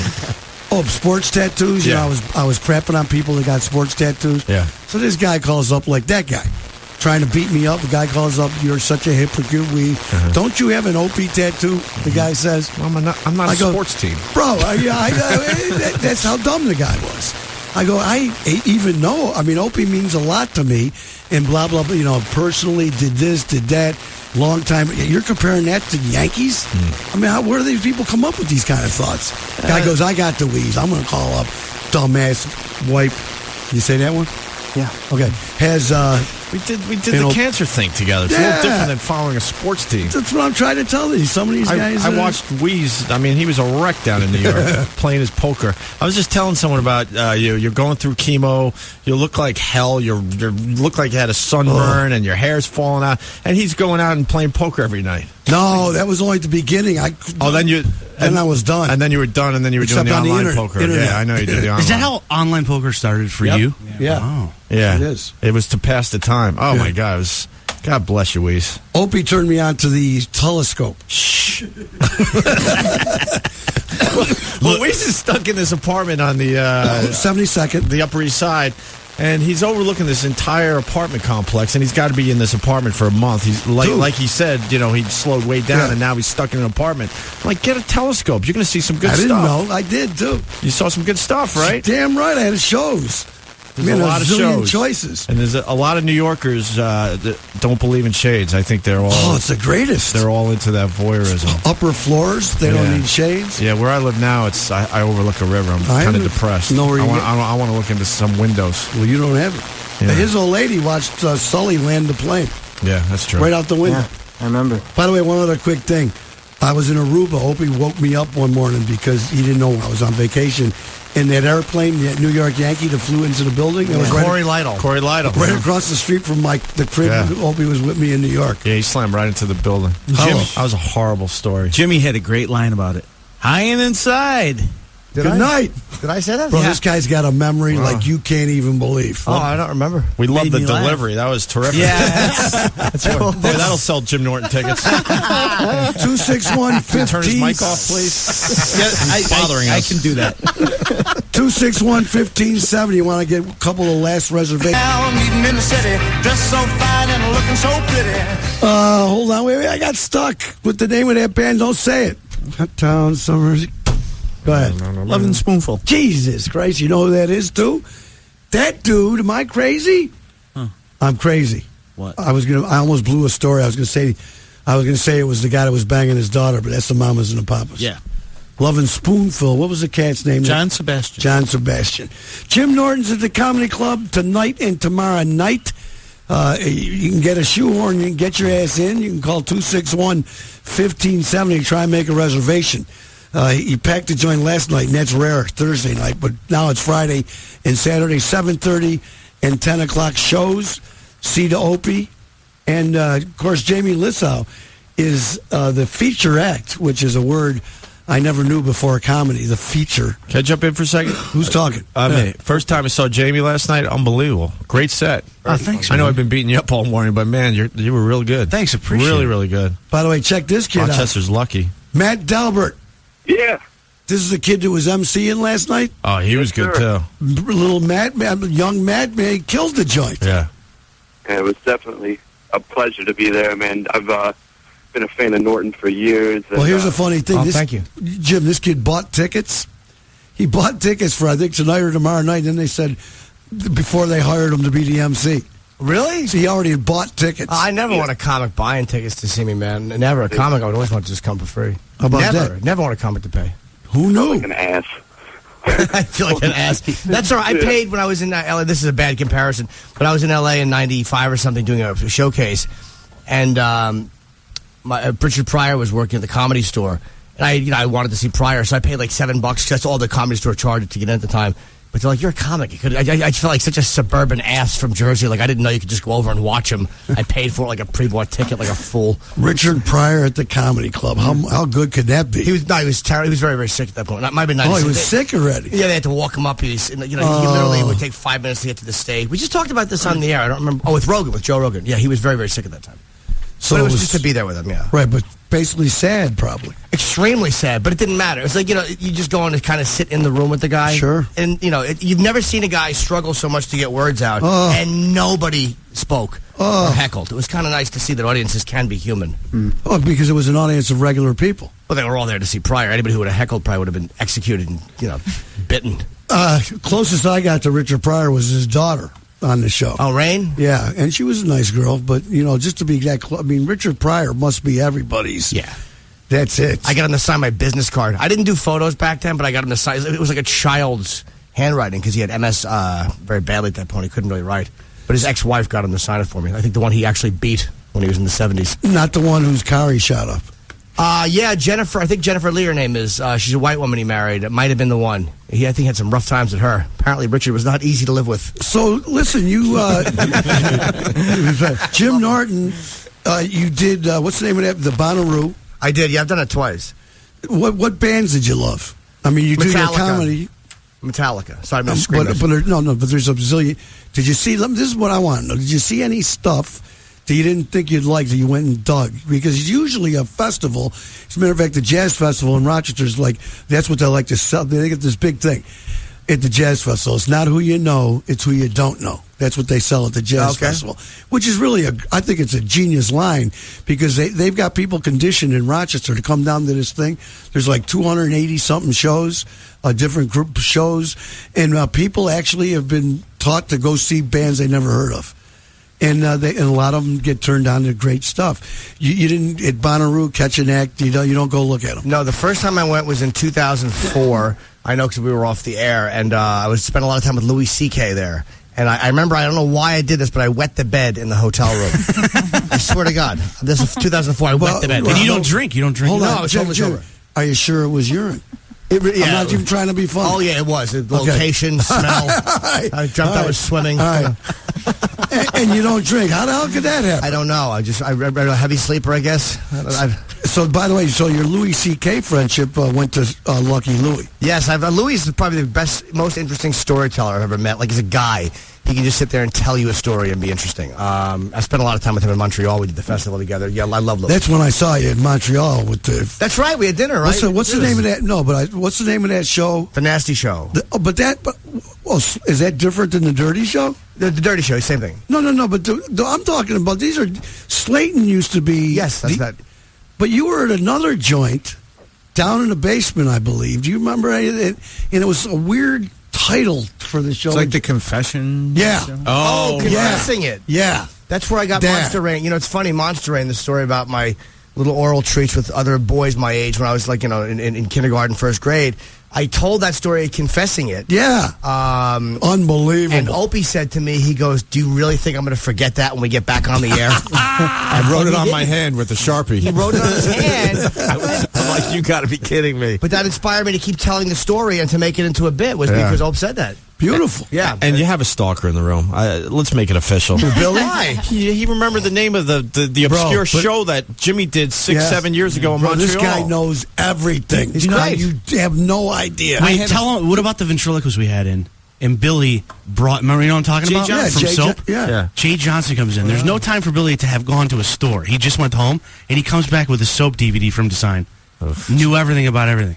You know this guy's background? Is he all right? Bro, this dude, I've known him for 20 years. Bro, this dude knows stuff that it's unfriggin' believable. I had to talk myself into not wearing my O&A t-shirt today. Because I would have looked too creepy. You look like a young, virile Mark David Chapman. I was going to say. He's got to lose the serial killer glasses. Yeah.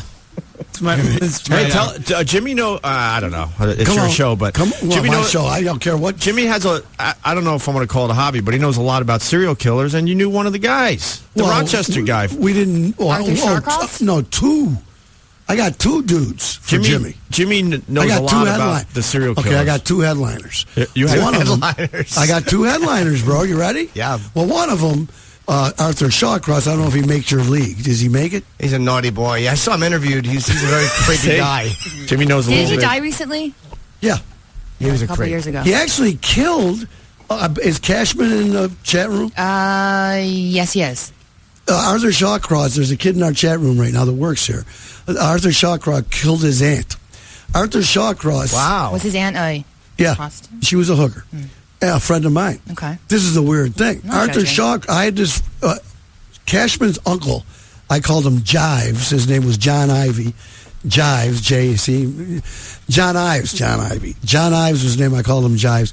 Very strange cat. May he rest in peace. This dude was like huge, high IQ. This guy could read books, be a lawyer, but he liked being in jail. I swear to God. This guy was in Attica many, many times, and he had a lot of drug issues. And I was involved with him a long time ago with drugs and everything. And anyway, he had this couple fancy girlfriends. We never got along with fancy broads. And finally ended up with this hooker who Shawcross murdered. But when John was in a prison, he used to tell me to go help out the broad. She was working. There's a place around the corner here, Peep Shows. It was on right off of St. Paul Street. I had to go down to this friggin' joint. The dude made me pay to go in this room where the thing opened up, and she was in there, so I could tell her it's me, Brother Wease, Jives. I want to give her some money. Anyway, what a shock! Shawcross kills her. But anyways, Shawcross did a whole bunch of hookers around here. But didn't he kill like 2 teenage boys before he started killing all those hookers? He killed a couple boys years before, and he did the time. Right. This is one of the things about recidivism and the prison system, not the prison system, the justice system being too lenient on friggin' sexual predators, anybody, murders. This guy murdered 2 kids, and got out of jail. And then what did he do? Killed a whole bunch of hookers, a whole bunch. 14 of them. I forgot how many. And weren't you at a barbecue with the guy or something? I'll never forget. His house. Who knows? He was babies. I had the TV show. Yeah. And the producer was this dude named Marty Duda, and Shawcross used to babysit his kids. It was unbelievable. And I'll never forget the day I was on the radio right down the street on Monroe Avenue at the old radio station on a morning, like a Saturday morning thing, Billy. And Marty came in, and the kid, it was because they found out Shawcross was the murder. It was a big murder thing going on. There was a serial killer in the neighborhood. This has been going on. And it was, the town was in a panic when that happens. And when he found out it was a guy sitting with his kids, my man was out of his freaking mind. He used to Art lived 200 yards from the radio station. On Monroe? Yeah. No, he lived on Alexander. You know the name. He lived on Alexander Street, right? That was the time I was up here. Yeah, he lived right over here, bro. Wow. But the other way, I got to tell you. What did he do that was creepy, though? Didn't he eat the victims or some cannibalism? He did something very creepy, Shawcross. Yes, he did. There was some cannibalism, right? Or was it necrophilia? Oh, that was Ted Bundy. But I got to give you this perhaps other a combination, which would make it acceptable. But he has another headliner. Yeah, he is the real headliner. Rifkin. Come on, Joel bro. Rifkin, sure. Come on, made the Seinfeld show. Yeah, he killed a lot of Rifkin, I don't know personally, but he was a fan of the show. Because Attica's up the street. We get all the greatest spots listening to this program. Sure. We're pretty good in Attica. I have a couple friends recently. Now, I have 2 different friends. One did 26 years, and one did 30. One was just on the show yesterday. The guy that did 30 made the Daily News. He was in a nice shoot-'em-up in New York City. Was in the 100 years ago. But Rifkin wrote me a letter. Oh, that's cool. Saying, listen to your show, blah, blah. Go, Rifkin, this is unbelievable, mostly because of Seinfeld. What was Rifkin's thing? What did he do? Killed prostitutes. Killed the same crap. Didn't he have a pickup truck or something? He was a Shawcross had a pickup truck. Did he? I thought Rifkin maybe he did because too. we went to talk to him. You and him went. Me and him went. Yeah, how about this? I get invited to visit the Rifkin. I don't know. That guy says about me stuttering. I'm trying to figure out what to say here because. Do you want me to say it? No. Yeah, go ahead. His wife wouldn't let him. Really? Why do I have to be emasculated right in front of Norton? Wow. You Another gotta guy- do the Rifkin meeting. Bro. You don't have to agree with what he did, but man. Why would she gotta not sit let with you the go? guy. What's the She problem? wouldn't let me go because she thought that I would make it bigger and better for someone. Did you had a show at the time? You were on the air at the time. Oh yeah. You didn't go down there? No. I went. Oh, wow. It was great. You met Rifkin. T- We interviewed him. I forgot We T sat there. went. I went there. Well, what? You know who? I know. Yeah. Wait, you mean she thought that Rifkin, he didn't deserve to have that pleasure of seeing you? No, she thought that a guy that murdered all those people, Yeah. and then if we go, we make a fun thing out of the guy. Oh, he shouldn't even you shouldn't even be talking about him, giving him any attention or Yeah. any press. Yeah. I got you. It's crazy. What do You should have talked to the guy. It would have been great.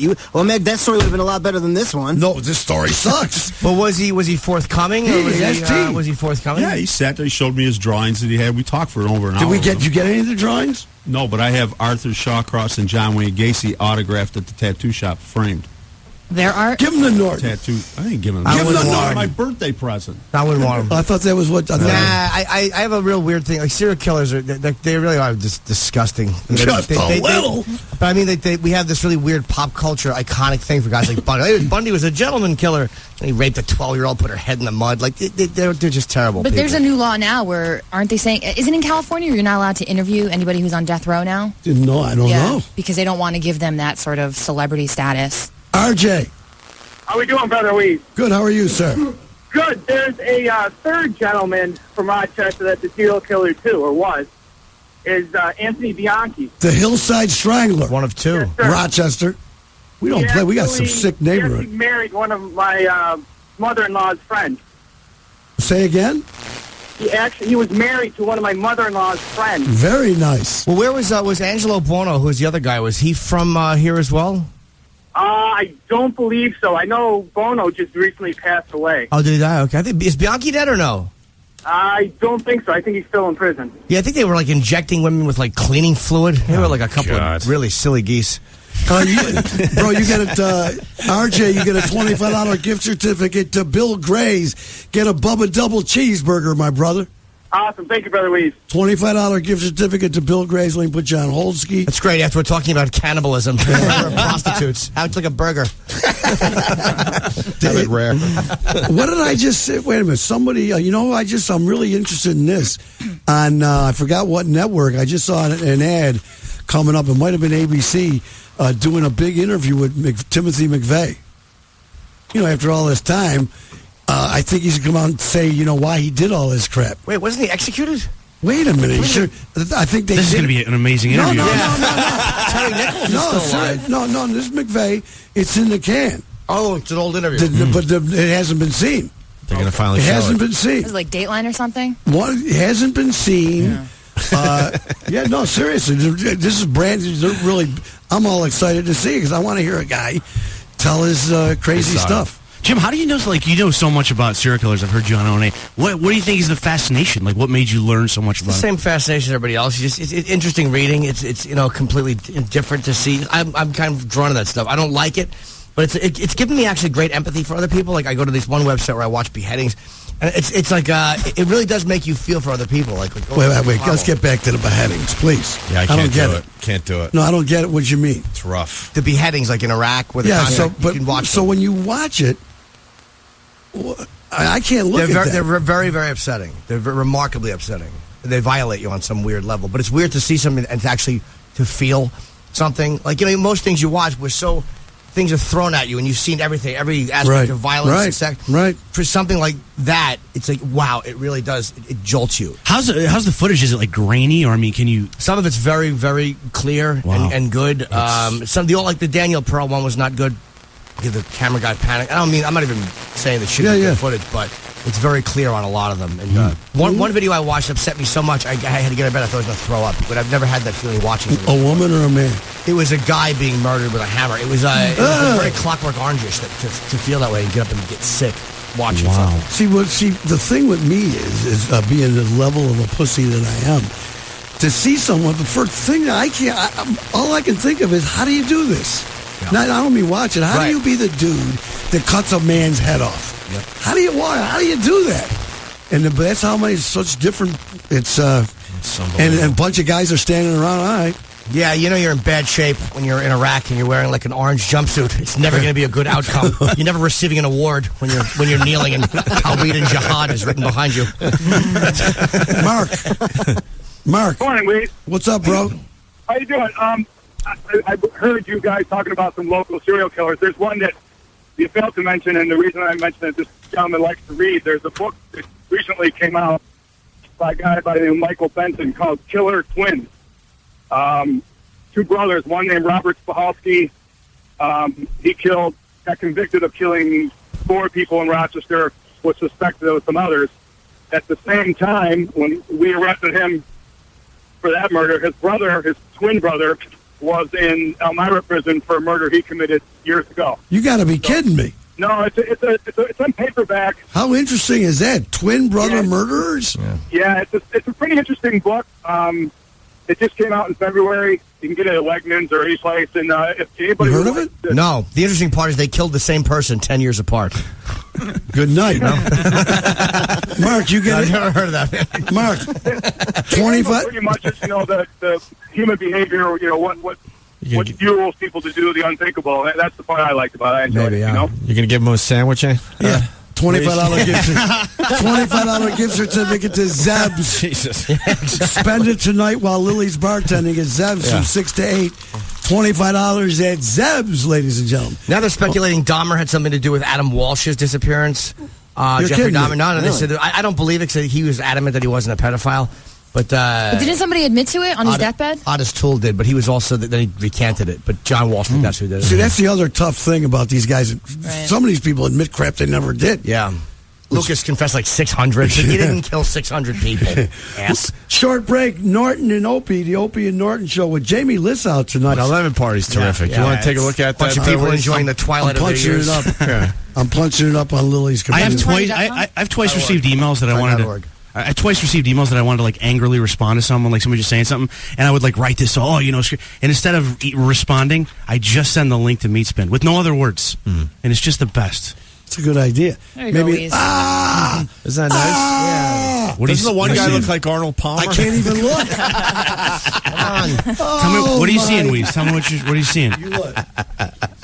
Oh my God! It's just like Jimmy said, 3 guys enjoying the twilight of their. Oh my aching back. 3 men enjoying Shady Pines. What's that senior called? rest home. What do you call that joint? It's just like it's an older gentleman's establishment. The name of the site. Lemonparty.org. Lemonparty.org. Yeah, they couldn't get .com for some reason. It's weird, but it was either that or another round of golf. What would you choose? Todd. 3 lucky devils, I say. Hey, Yes, Todd.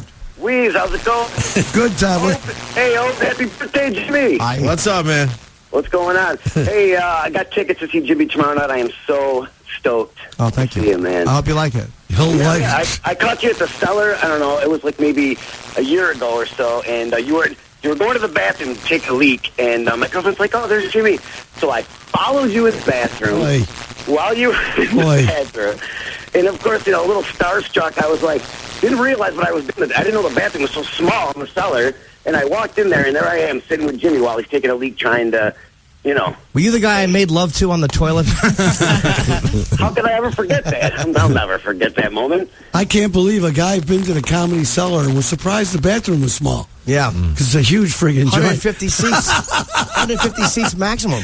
Have you been there, Weeze? Yeah. It's a great place, man. I think Norton got us in, actually. That's the night, right, okay. That's the night I left there, and I run into Rich Voss and his old lady out in a car in front of that place. And they had their baby. Yeah. In his BMWs. Yeah, He had a they're miserable. BMW SUV. They're months away from a divorce. You serious? It's great. Yeah, it's awesome. We That's can't wait. sad, bro. That's sad. It's terrific. There's a baby. Huh? There's a baby. Yeah. Anyways, Ryan, what's up? Hey, what's going on? Did you call us, Ryan? Yes, sir. What are you asking us what's going on for? I went to Philly a year ago to see Jimmy and Artie Lang, and I want to know why Jimmy was first up. Artie's a bigger name than me, and I was fine with that. I love Artie, man. But we were doing a show together, and the reality is he's a bigger draw than I am. So I mean, I should have been first up, and we had a host. He sucked. No, I thought Artie was great. I didn't see any of Artie's set, but I heard he was very funny. And I'm not being politically correct by telling you that. I just heard he was great. Jimmy, I'm also a member of the Young Democrats group here in Rochester, and I want to know. It's the same guy. It's the same douche. Yeah. Right? Yeah. It was the same guy. Why are you blowing off Lemon Party? We're not happy with you. Yeah, exactly. Because I'm not hip enough. I can't even look at the friggin' thing. There's things to discuss there. We're trying to figure out who's the lucky devil in the picture. I say the guy in the middle. Oh. He gets a kiss, too. Who's the luckiest guy in that photo? Look, bro, I can't do this bit. Lily, take over. The luckiest guy? Yeah, you do the whole thing. It's three naked guys doing, For sure it's the guy what who's three laid out naked on guys his should be doing. By the way, not only are they three naked guys, they old. Well, yeah. Some people it's the don't beauty like... of Lemon Party. But we thought that's what you would like, Wease. Well, it isn't. They're all totally nude, shoehorn baldness. Lily, who's the luckiest guy in that photo? Oh, clearly the guy who's laid out on his back. Yeah? Because he's receiving a knob, and he is also getting a great kiss from another man. See, but the kissing... It's like a nice sloppy little triangle. I think Arnold Palmer might be the luckiest guy in that photo. Is this... Sorry. It's your show. Bro, it could be yours. Real easy. And to the joy of many listeners, believe me. Lily's bartenders tonight at Zeb's on South Clinton Avenue, right in front of McQuaid High School. And by bartending, I just stand next to the bar. You used to do it. I do. But Did you quit? No. It just gets a little busy back there, so I just stand. Right, you're not getting paid for all that work. No, and they won't let me handle the money there. Well, that's it. I didn't even know who that was. Oh my God, me neither, because he wasn't Roundsy, come wearing on back. his uniform. Come on back. I couldn't understand. First time I've seen this guy in civilian clothes. I never saw you in civilian clothes in the Army. What? Without him, 2 helicopter rides we got. Oh, Two really? big ones, Let's too. go. Bro, huge helicopter ride. Hour and a half ride. Doors open. Went wherever we asked. Jimmy doesn't like when I go on helicopter rides. Why not? Well, these are Army, so we're safe. Well, my girl got me one for my birthday over the Hudson River, and maybe a year didn't later, enjoy it? maybe a year later, the same company might have dumped a few tourists into the lake. Yeah, that's not into the river. That ain't good. Yeah. Jimmy's not happy. I still have a mortgage to pay.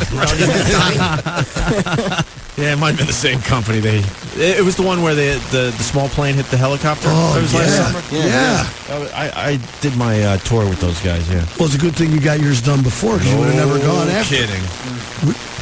Ramsey, how you doing, bro? Not bad, Wease. Are you out of the Army? Monday's my last day. 34 and a half years. Got to go. How many? 34 and a half. What are they going to do without you over there? Well, they're starting to figure that out now. Damn. I actually tried to get my kids. My kid I brought over to him. Put him right in his office. Take this kid. Put him in the Army. Couldn't get him. What rank are you? Command Sergeant Major. That's my father was. He was Really? E9, yeah. E9, yep. Wow.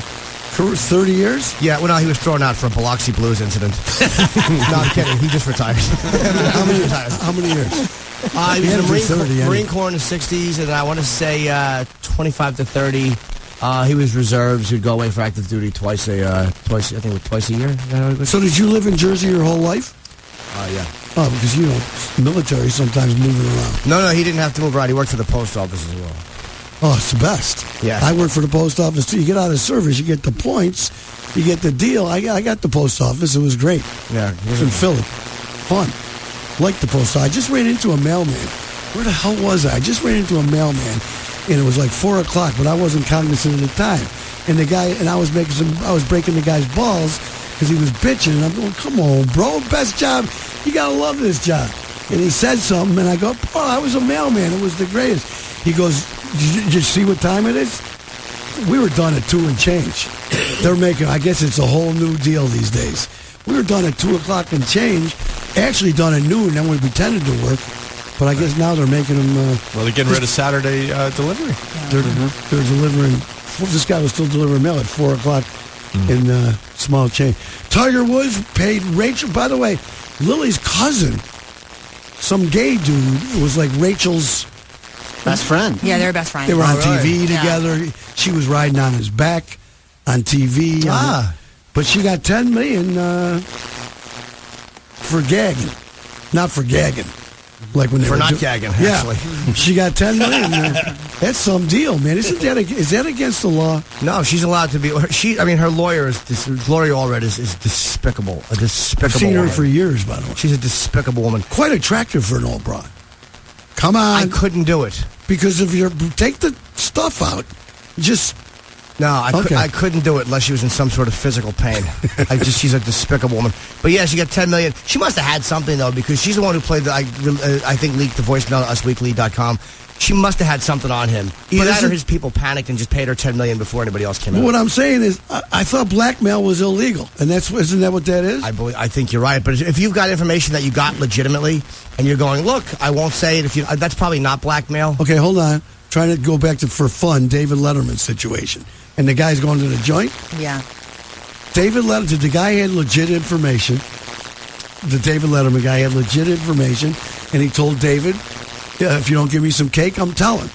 Maybe it's who offers what. It's weird. That's what it seems like. It seems like if it's your idea, it's blackmail. Yeah. All right. If you're threatening to release something, but with Rachel, you could tell, I guess she did release something, and maybe Tiger was afraid of what else she would release and came to her and said, look, if you don't do... I don't know how that works, but you're right, it is blackmail. But she worked at 10 Millhouse for a hoe.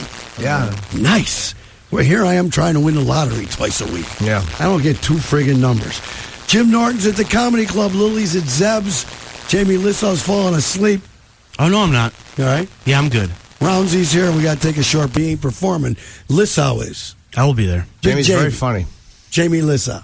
Who's those people now, bro? I have no idea what's going on. I think they're well, fine. You know what? Opie and Jim Norton fans. Okay, but I'm hoping it's not like relatives of mine or something. But I told. What happened to the thing about that's these people. Yeah, they're just dropping something off. Let me see. At XM, when you guys have visitors, don't you? Do you have somebody screening the visitors at all? That's all I was trying to say. I understand. Just showing up. What happened to the upstairs thing I did? It happened. These people you told to come in. Oh, the Moose Rider second annual poker. Oh my God, we almost missed them. Yeah.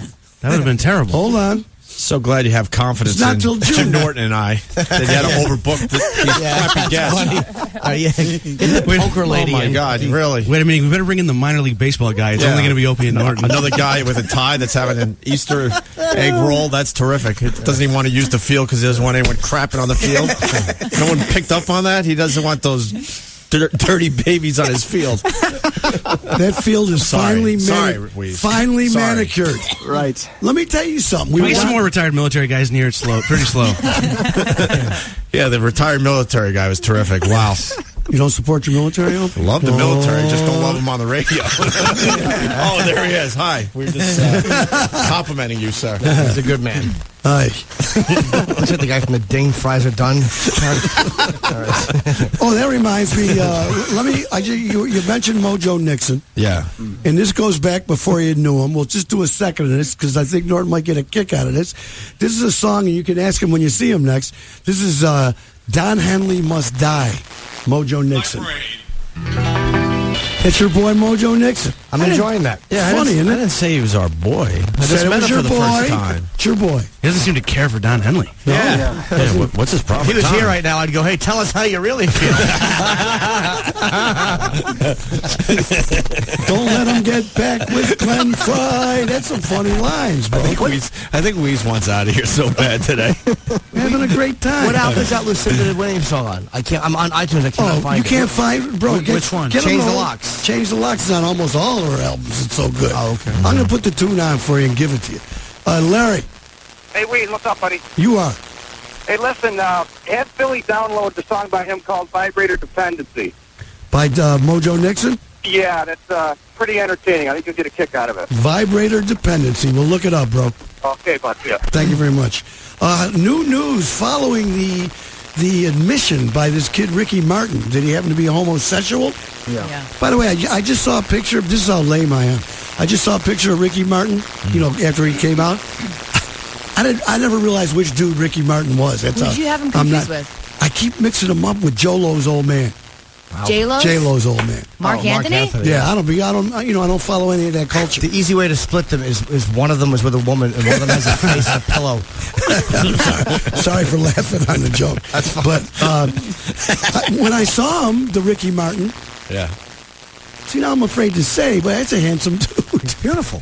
That's a handsome cat. Very pretty. Yeah. I didn't know he was gay what was his tune? La Vida Loki? Something? Yeah, La Vida Loca. Yeah. You had to be the last guy alive not to know. Yeah. No. 10 years ago, everyone I didn't knew. know because I don't... That's why it was such a joke. No, but I I've never been into any of his. I don't follow the guy. I don't know. And the sad part is, every woman in the world was convinced that they were going to be the one to have sex with Ricky Martin. Did he ever? Was he bi at all?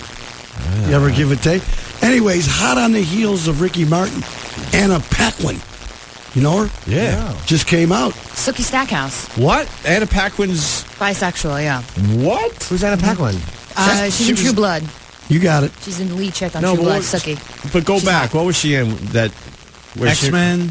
No, her first role, she was a young girl. She played in the piano, and I think she actually either won an Oscar or was nominated for an Oscar for that role. And now she's all grown up, and now she... Oh, wait a minute. She's the little girl that was in the piano? Yeah. Holy crap. That was a little girl with Harvey Keitel. Yeah, that's what made her, Harvey Keitel, but now she just came out. Are you a fan of Helen Mirren? Or Yeah, Mirren? you can make fun of me because she's an old broad, right? No, I would go there. She's in Caligula. She was I'm telling you, I liar. would go there. We've talked about it on our show. All right. He loves old ladies. It's bizarre. No, I like, what's her name on, Good Times? June Allison. There you go. Did you see, you got to... Diane Sawyer. Oh, she's man. hot. She's still hot. And I'm she's nuts. 60. I'm nuts for her. Yeah. That is it. But we were peeping the other day because the TV's up there, with no sound. Raquel Welch, did you peep her? We said the same thing on our Did you show. believe that crap? She's got the best plastic surgery in Hollywood. Exactly. It doesn't even look like she's got plastic surgery. Not but one you know wrinkle. But it's plastic surgery. That's what we're talking about. We know there's no But she wrinkles. figured it out. But she doesn't look like Joan Rivers. Who said she was too exotic? You did, right, Jim? No, I think she's fantastic. Was it Anthony? Anthony said too exotic. Exotic. She looks... I've always liked her. What an unsexy thing to say for Anthony. Well, Anthony needs some very, very white, extremely white with blue eyes. She pulls her shirt off, though her back skin is probably like crunched up with a scrunchie. She's a disaster naked. The face and the arms look great. The rest of it's horrendous. Here, let me play a little of this Lucinda. I'll give you the thing. Lucinda Williams. Oh, live. Oh, you got live? I ordered this. Pretty over, it's the broad drinks. That's a great sounding song, though. Yeah. No, it goes on. I love it. Tom Petty, I freaked out when I found out Tom Petty covered that tune. It's weird that he'd covered his chick's tune because I thought she was so obscure. But she's a hit with the people in the business. And when she was here, everyone in town now knows Abilene. There's this really hip club around the corner. She was still drinking at 3 a.m. There was nobody left in the joint. But yeah, I can't listen to, I love live music, live CD. But sometimes the people might be a little screwed up. That was the best drunkish singing I've ever heard. Put it back on for a second. It sounded. I didn't want to do that.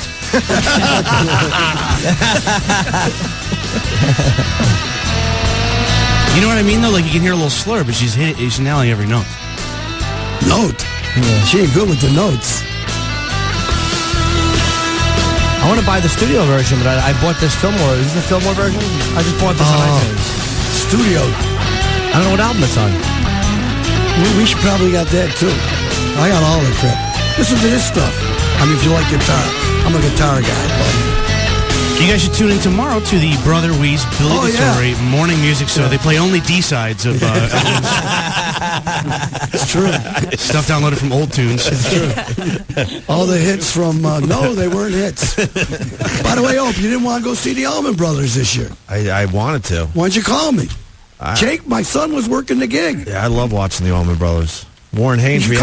We had Warren Haynes on our show. You didn't. It was great. I didn't think you wanted to do that. He played 2 acoustic songs. He did Soul Shine all the for time. Us. It's on my YouTube channel, Opie Radio, and Old Friend. You know Old Friend, right? I know everything that Warren Haynes is amazing. Just amazing. Lives a man. And he was sick that day. And, he was apologizing to us, and we were blown away. I heard that interview on your show. I came in and told you about it. Yeah, it kills me. Unbelievable. I wanted to set you up with Warren years ago, but I didn't think you'd ever put him on. Oh, no, we're starting to... It's changing a little bit. Nah, we're trying to expand a little bit. We're taking more guests that we wouldn't have a few years ago. Yeah. That tune was amazing. Like great, Mojo Nixon. Mojo's a your boy, Opie. Ask him to play, what's the vibrator, what the guy say? Too dirty for radio. Vibrator depends. Oh, too dirty for radio? Yeah. All right, never mind. Our radio. Our radio, right. Nothing's to see. That's the good thing. You cats can play. You can dig out some Mojo dirty stuff, play it. Everyone's entertained. Yeah. Right? We tried not to, though. Why? Well, I mean, when, you gotta, it's a powerful tool when you could just curse all the time. I have a stupid. I'm not. No. I see what I forgot. You got to know when to use it. That's all. No, I forgot for a minute. I have a stupid question. Is it hard to come on terrestrial and not curse? No. Did you miss it at all? We did it for years. So we did 2 or 3 years was where we the had to coolest. switch Right, off. you go back and forth. Yeah, I do enough stuff. We where haven't I can't cursed yet, right? Every once in a while, someone will go, "You guys were cursing," and you don't realize. But I don't think we cursed today. I don't curse ever. It's an occasional content slip. Like, you don't realize that you can't use that euphemism for weenie. You know, it's like one of those things that different stations have different standards or whatever. But It's hard. It's now hard. it's. Go. No, I was just gonna say now it's brutal. I mean, everything went backwards. I mean, I can't even say. I don't think you can say it. I used to play Dennis Leary. The You used song. to be able to say the whole word, right? I now. used to say it all the time. It's such a benign You can't word. say AH? Yeah, you can can't say a-hole. We You can say a-hole a-hole, still? but we can't say. Well, thanks for that one. Thanks, management. Yeah, I appreciate no it. Because that's how people talk out there. Yeah, you're on the air with Opie and Jim Norton. Bro, I think I heard some words in that Lucinda Williams song that I can't believe I thought I heard. You didn't hear him. You think you did? Did I hear him or not? No. You didn't hear him. Okay. And that song, Old Friend, it's him and Derek on the Hitting the Note album. You got to play that tomorrow morning. What did he say? him and this guy Derek, who's a guitarist, apparently Derek Trucks. is stoic, right? I watched a little bit on. He's a very good guitarist. He doesn't move at all. He looks like a cadaver. He's He's very a real good friend of mine. He's You're a right. great guitarist. 100% right about what you said. He is. I don't want to say something that negative, but what you said he is. He doesn't move it. I think that's kind of part of his appeal is that he's not. He's a very atypical kind of music star. Is he just stands there and is great. How did he get? Where did you see Derek? I saw him on an old friend video with Warren Haynes. See, we're open-minded, Wease. That's right. I think you're surprised. I'm a big Harry He's talking Chapin about, fan. There's a YouTube version of Old Friend where Derek Trucks and Warren Haynes go on forever. And I think it's in the green room while they were fooling around before going on stage. You're right. It's gotten a lot of hits on YouTube.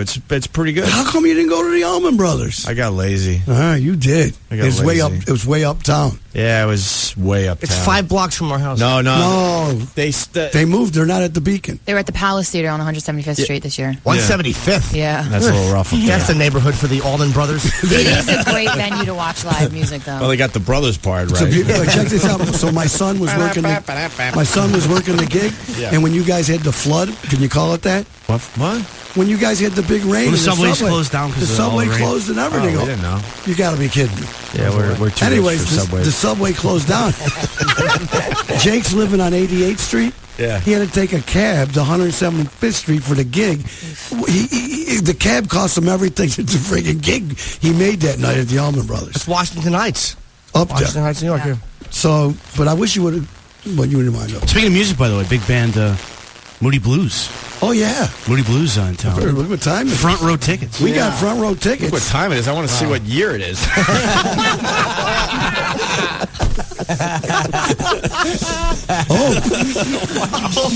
Annie DeFranco. Annie. No, not DeFranco. This ain't Annie DeFranco? No, there's no there's no hair under the armpits, so there's no DeFranco. Go, girl. That can be sexy, though, a little bit, with the right hippie kind of dirty chick. I love this guy better. Yeah, no deodorant. And Ani DeFranco. What's up? Ani, no DeFranco. I wanted to desperately say hi to Jimmy and Opie. Hi. I am a humongous fan. Thank you. When I turned on the radio and I heard your voice, Jimmy, I thought there was a miracle and you guys had come back to Rochester area. We don't get you out here anymore. Thank you, Miss. A miracle is a bit of an overreaction. You're just thinking somebody got fired or was killed in a drunk driving accident. It's more likely. I listen to you every day, and you guys are the only people that can make me laugh that are on the radio. I feel a little bad about this call.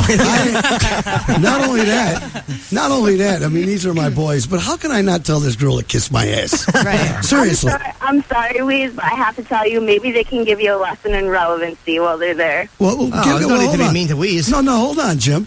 Let me mess with the broad. Yeah. What do you mean relevancy, honey?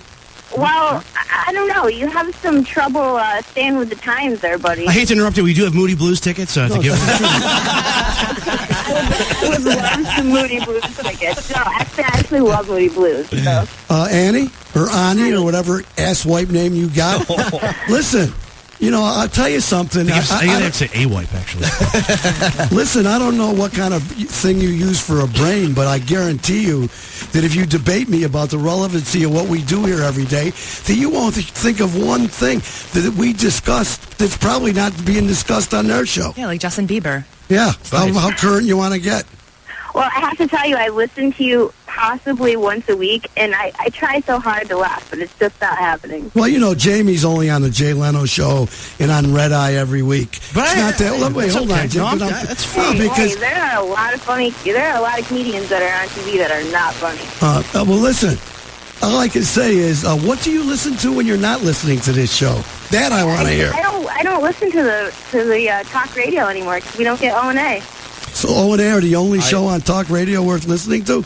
In my opinion, yeah. I love them. All right, listen, but not that I have to defend anyone in this room, but I saw Jamie warming up for Jimmy last night. Oh, my God. He killed. Rochester's lucky to have someone like... But I'm just saying, Rochester's lucky to have a comedian like Jamie. Wait a minute, what did you just say, honey? I just made reservations for the show tomorrow. I didn't realize that Jimmy was in town. Well, the important question is, what do you look like? Are you an attractive girl? I'm very attractive. Then you are forgiven for your disparaging remarks about this radio program. And you will be rewarded with a face full of shame after the show. Now that we know you're good looking, we completely agree with your opinion on Brother Wease. Oh, thank you. You should. You should agree just because, I mean, that's the truth. Wease is the man. Hold on. I'm not enjoying Wease's show very much. We're giving you outs, and you just don't want to take the out. No, she's a... I won't. I won't do that. I'm sorry. Wease, well, hold on. Wease is the man. He's the only reason I'm doing radio. The only reason that honey, I would like you to tell me something critical about this show besides the fact that you might not think there's anything funny, which... Okay, go ahead. I've been listening for the past probably half an hour, and the song, the Don Henley song, I mean, was Jimmy, like, supposed to pretend to laugh at that? Because it wasn't funny. I didn't, honestly, though, I'm really honest. I did enjoy that.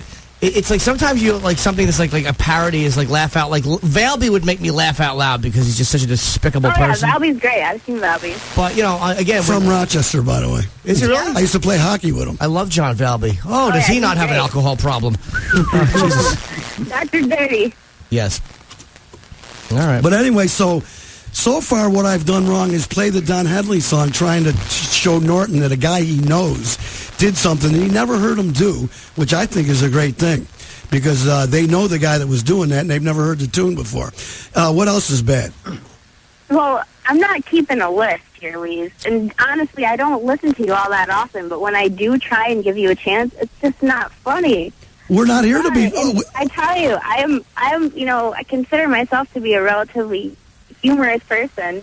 You're a relatively humorous person. I'm pretty funny. You're funny. I am. I'm pretty funny. I can do a better job than Lily. I can tell you that. Oh, I tread lightly, sweetie. Tread lightly. Where do you perform? Where can we see your act? No, I don't perform. I'm actually an English teacher. Where are you funny in class? I try to be. I try to stay relevant, though. It's really important. Important. I see. English, no less. English. You try to stay relevant. Is that it's supposed to be a shot at us? Because one thing, I will fight you to the end. We are as relevant as any show on the radio. And you tell me how not. Oh, well, I'm at a loss. I'm sorry. Goddamn I don't want right. to insult you anymore. No. You're goddamn right you're at a loss because you cannot tell us how we're not relevant. You can't. Silence from the English teacher. Yeah. Okay. Silence from the relevant English teacher. You silenced me, Wease. Yeah, goddamn right I did because you called where I work and tried to crap on me and you're full of No, I'm not shizit. trying to crap on you. You did crap on me. I just wanted to say hi to Jimmy and Opie. I know what you tried to do, but in the meantime you crapped on me and I'm going to put you to the test. I'm sorry I made you angry. Try not to have a stroke. I might have a stroke and you can smile. I killed that lame bastard. I killed that old, lame, irrelevant bastard. Now I can get. Man. Now I can don't want you to die. Of course you do. He just made you laugh too. All right, hold on, and go kill yourself, Rudy. Rudy. Yeah, man. I just wanted to tell you thanks for putting that broad in her place. Thank you. She was annoying the hell out of me. She's making everybody uncomfortable. You are relevant, Wease. You are what's relevant in Rochester. So if she doesn't know her head from her, you know what. Well, it's just that, you know what it is? It's like Howard Stern fans. Excuse me for bringing it. It's the same thing. They're like Opie and Anthony fans, and for some reason they think that's the only thing on the planet. All that is ignorance. Yeah. Yeah, you know, there's plenty of different things to taste from. Yeah, people like different things. I am in no way offended by her call. Because I'm in an uncomfortable position because, of course, we all like praise and we want to receive knobs from women who are attractive. So now I'll have to scold her afterwards for her commentary. Scott. Mr. Scott. Yes. What's up, buddy? Hey, I just wanted to... Hello, boys. Hello, Scott. What's up? Hey, Jimmy, I wanted to apologize, man. Your tickets were sold out, and I really wanted to come see you guys. What show? Wait. What show? When? I tried to go last night, but it was sold out. It's not sold out last night. So This is how people do, by the way. Music, and I've been in this business for a long time, concert promoter. People do this all the time. You could have got tickets right at the door. That's right. I was about to swear. Now, what about tonight and tomorrow night? I would love to go if there's tickets available, but I was told I sent the email to the comedy club, and they said it was sold out. There's not many tickets at all left, but I think there are tickets left. When did you send an email to us that was told it's sold out? I sent it like probably 2 o'clock yesterday. 261, you listening? Yeah, I'm listening. 261-1570. Call that number, say Norton told you to call, get a reservation. Right. Okay. And are you Opie and Jimmy, you guys, well, Jimmy's obviously going to be there. Is Opie going to be there too? Yeah, I'm going to be in and out. He'll be in and out. He's not going to watch the same act 5 times, but he'll pop in and hang out. When you're there, he might be out for some reason. Is Bruce Soda Kenny going to be there? No, yes, he will. So you're having a shame spiral. Yeah, I think Wease and I are doing a little black and blue, and then we're going to head over to the comedy club, do a little mama song. So it's I'll be in and out, man. It's a black and blue. Nice joint. You're invited. You should go, actually, Jimmy. Well, we could go before the thing. It's a great joint. Listen, I just got a great email from a guy that said, Wease, if only Warren wasn't fat.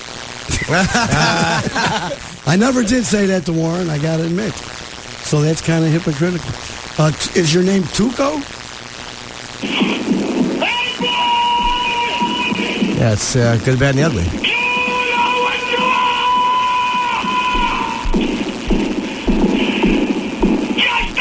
All right. It's the greatest. Oh, God, I love that. Wait, was that a sound clip you were playing and I just answered it like you were serious? No. That was a guy on the phone. Oh, it was. The guy on the phone was playing that? Yeah. How great is that? I love that movie. That's one of your listeners calling up to make you feel good and maybe see if you get some Annie Plea. What a bitch that last guy was. Yeah, I'm just thinking about it. You didn't think she was a bitch until she came to your house. That's right. While she was dumping on the Wease, she was all right. No, I was letting you gonna take that one. I was like, take that one, Wease. Thank you. And I'm pissed at Jamie for saying it didn't bother him. The broad said on the radio. People hate my comedy all the time, but I got enough people that like it. It honestly doesn't bother me. I feel like people like different things. God bless you, but I cannot do a gig like you do and have someone call up and basically say you ain't funny. That's what you do. Screw you. That's all I'm saying. Maybe, obviously some people think something's funny, but she called. She didn't really explain herself. She did say I didn't feel like she said I wasn't funny. I didn't feel like that at any time. There was an anger there.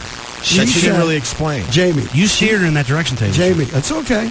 Jamie, the woman said with her voice in her mouth that she listens to this show now and then and never heard anything funny. And if you want to be on here and let people say there's nothing funny, when I got this great comic, Jamie Lissow, on here cracking wise, and I've heard plenty of funny crap. People telling me Jamie had me laughing my ass off. No, that's cool. I'm not going to take that from last night at the Norton show. I'm in the bathroom, and literally fans, the guys next, we listen to the show all the time, funny stuff. I don't need everybody to say that. I don't know. But here's the deal. It honestly doesn't bother. Here's the deal. I do a radio show, and I realize that if 10% of the people in this city listen to us, we would be the biggest thing in town. 10%, that's 1 out of 10 people. I understand this crap. That means 9 out of 10 could give a crap. I don't ask anybody to like the show. But when you call my gig, or if I'm out in the street, I hear you. If I'm out in the street, if I'm having a cocktail somewhere, and a guy comes up and goes, by the way, your show sucks. Do I come to where you work and the old joke, fill it in? Do I come to your insurance office and say you suck? If you think we suck, just be cool. It's my job.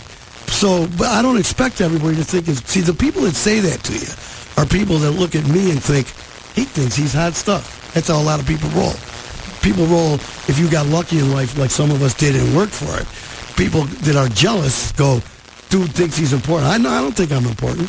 I got a gig. So don't come out of your way to motherfucker me.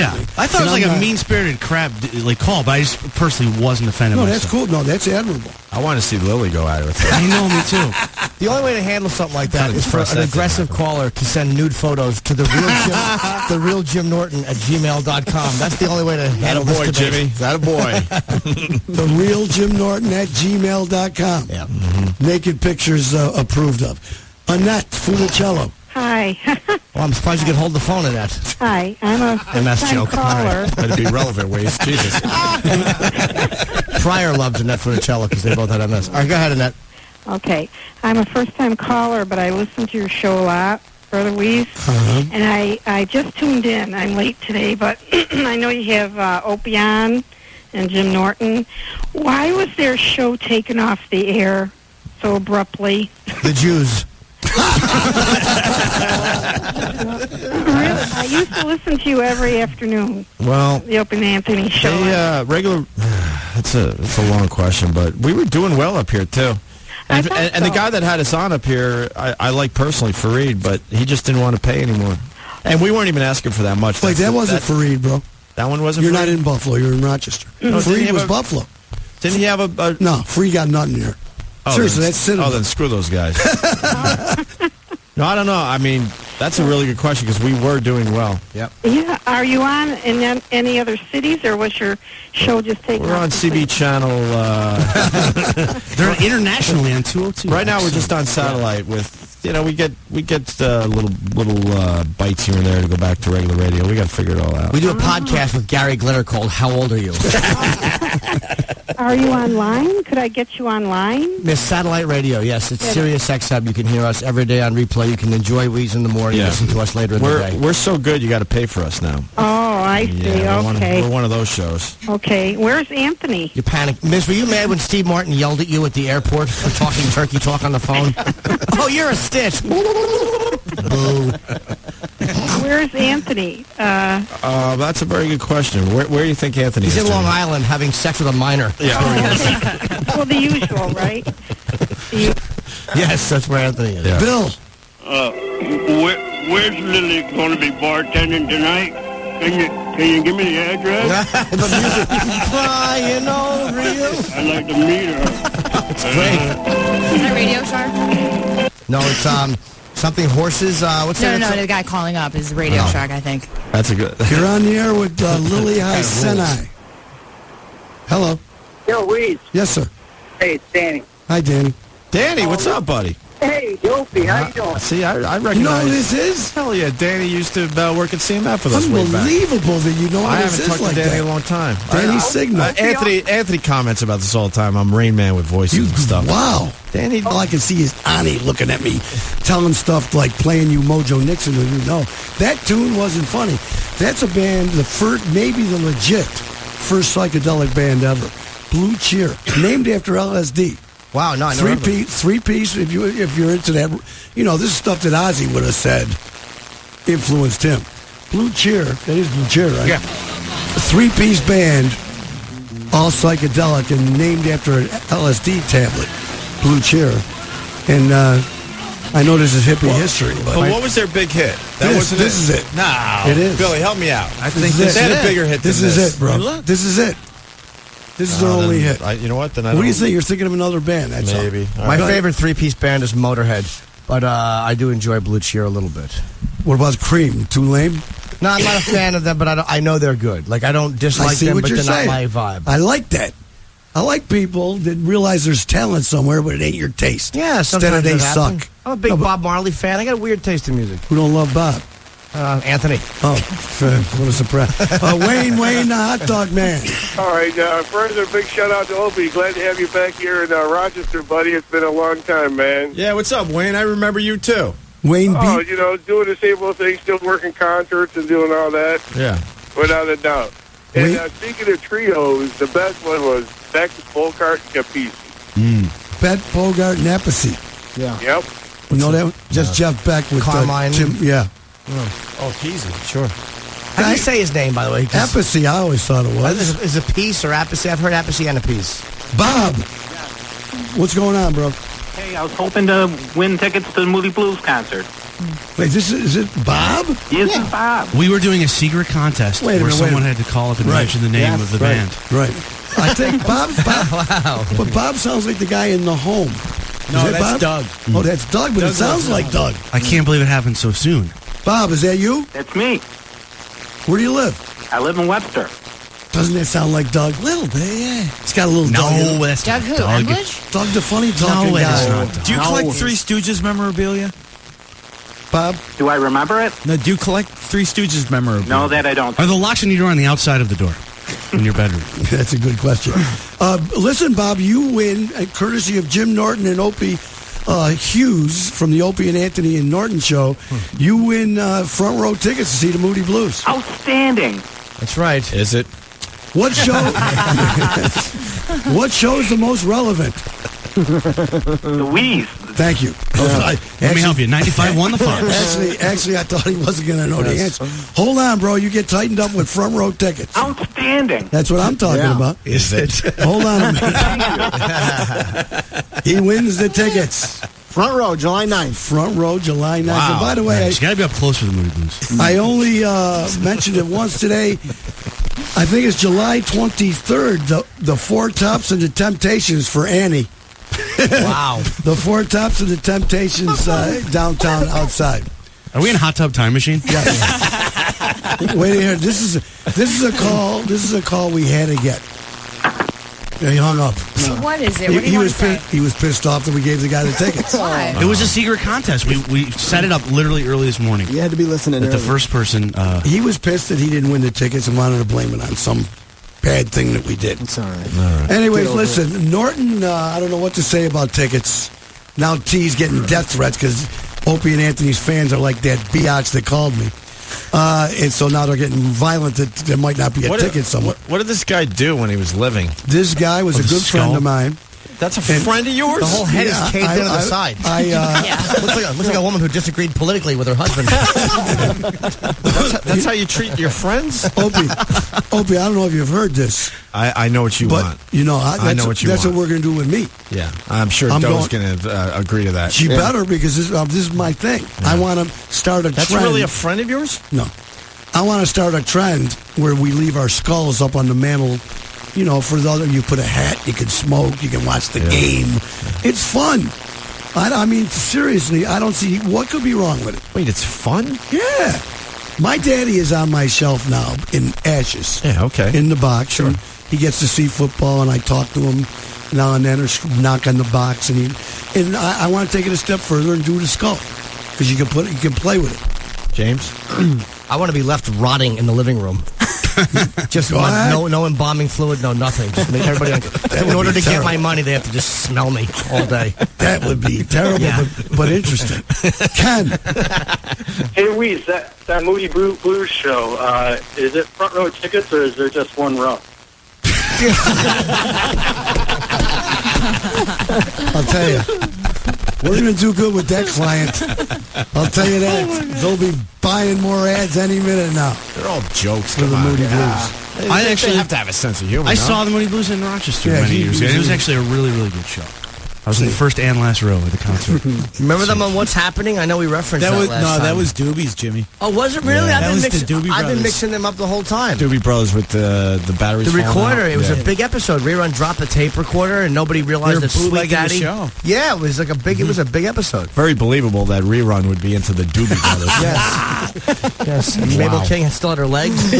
Good old days. That's it, kids. Have a great day today. Was there anything we didn't do? No. Great having these guys in here. Thanks for having me, man. I enjoyed this. Lily is at the bar tonight at Zeb's. Fake bartending from 6 to 8. Norton, if you want to go over there. And we might get to the point where you can stand outside and get autographs from Opie and Norton. Yeah, there's people that want them. Well, we'll do something at the bar or something. Yeah. No, well, there you go. That's a nice bar that's connected to the comedy club. You can ride nice little joint up there. You can ride the bull? Yeah, that'll happen. I do have a picture of Kenny riding a bull in L.A., though. Yes, but there's a fist on the seat. Could Kenny ride the bull tonight? Absolutely. Kenny I got my HD flip. That's a video. There you go. Make. Are we doing Black and Blue tonight? We're doing Black and Blue tonight. Charlie's Place. Mama San's. Mama San's for a little lunch. And you want more spring rolls, Jimmy? I might eat before I go to sleep. I'm tired. It's and tattoo finger. Yeah. You chickening? No, it's looking like I'm going down the tattoo road. I've decided. Come on, finally. Little ink. Now that I'm pushing. No ink. No, I wanted to get Ozzy on my knuckles when I was 15. I kind of still wish I'd do done it now. No, I can't because it's humiliating at 40. When you're 15, you go, I was young. All right. It's addicting, though. Yeah, Lily's got some nice tattoos. She was showing me during the commercial. Yes, she do. Yeah. Anyway, anyway, thanks a million for coming down. Thanks for Jimmy supporting Norton the show, man. I really enjoyed doing this. supported heavy, and Opie, of course, we'll see you in the summer. Can we do more radio together? Well, We did a it's up set to the you. other day on our show with you guys, and it was great. The Yeah, it's response hard. was nice. It's hard, though, bro. Why? Well, first of all, you got about 12 people on mics, and we can't see yours and us, and it's tough enough here. It worked. It wasn't bad. It worked. It wasn't bad. Can we talk politics next time? Your show. Yeah. But, I'd like to talk with you off air. All right. Like crazy. I enjoy it. Like crazy. Jimmy likes a nice debate with you. Bro, you'll Wease. get a kick out of this real quick. My agent is calling while I'm on the radio. Good job, Pete. Thanks for listening. He's on top of it. All right, I'll tell you this. No. Tell me. I had dinner at some fancy people's house, all Republicans. Fancy. Big old mansion. 5 couples. People waiting on you. I walked the room. Really? Oh, yeah. They couldn't handle it? No, I mean, after we got everything was cool until the 8th bottle of wine.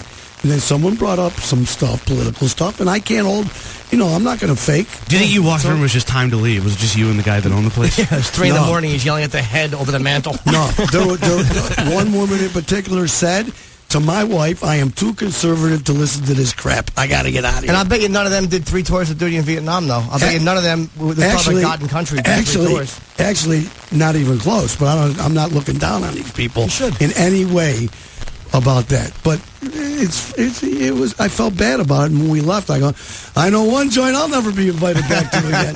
What is that? That? Do you know who that is, bro? Why would I? Do you know who? I'll tell you why. What's your name? Hughes. Yeah. Did you go to church when you were young? Yeah. That's Jesus.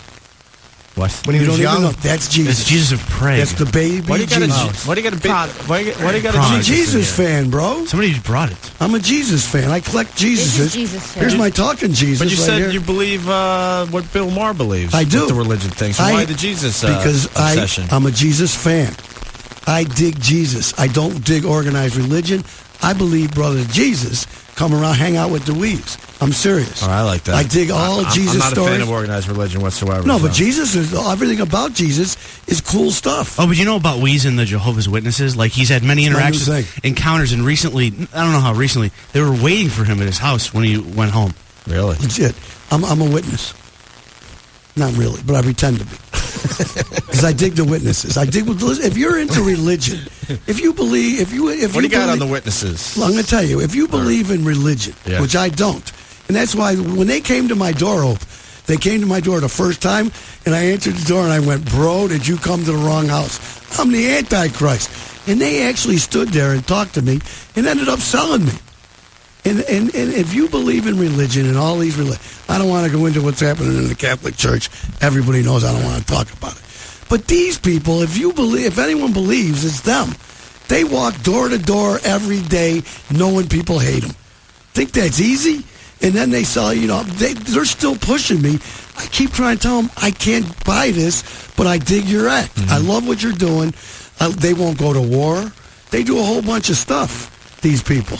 And they, believe me, they would go all over the world.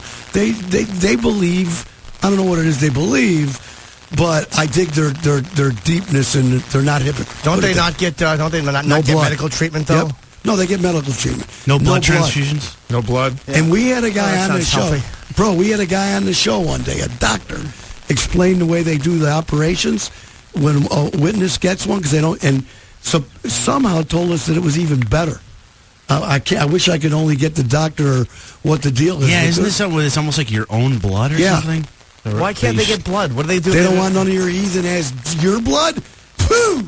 Jim Norton, where you been? Well, Can you imagine? I can understand not a wanting. witness getting some of your friggin' blood, and all of a sudden they're watching beheadings. And Jimmy has nothing that Tylenol can't cure. Exactly, nothing that you can't take with a little Aleve and Valtrex. Yeah, he's good. By the way, I know this show's almost over, but I like Opie's idea about, I think the next simulcast, O&A and Wease at the same time, political talk. Oh, yeah. Norton and Wease. You versus Anthony. Anthony's more conservative than I am. Yeah, I'd like to hear you two. No, I got to tell you one thing. At this dinner I was at, there was one guy, and the people, if anyone was listening, they're going to hate my guts, but there was one guy that was there that's a big-time heart surgeon. And he's a conservative, but he was he was listening and talking to me, normal. Everyone else was yelling and stuff that I hear on many other places. But this guy at least would have the conversation, and I dig that. And that's where you're at for sure. At least you'll discuss. With a big brain. You know what's great about this Jesus talk? Jesus is right next to your Mr. T doll. Did you ever see this dude, bro? Who is that? Is that Obama? That's bro, all. do you know the Brooklyn Cyclones? The Brooklyn Cyclones. Do you know the Brooklyn Cyclones? Yeah. Minor league team by you guys? Sure. They had, this is from them. They had Brooklyn. I know. I forgot. They changed a couple their name years for the ago. day or something. Yeah, a couple of years ago.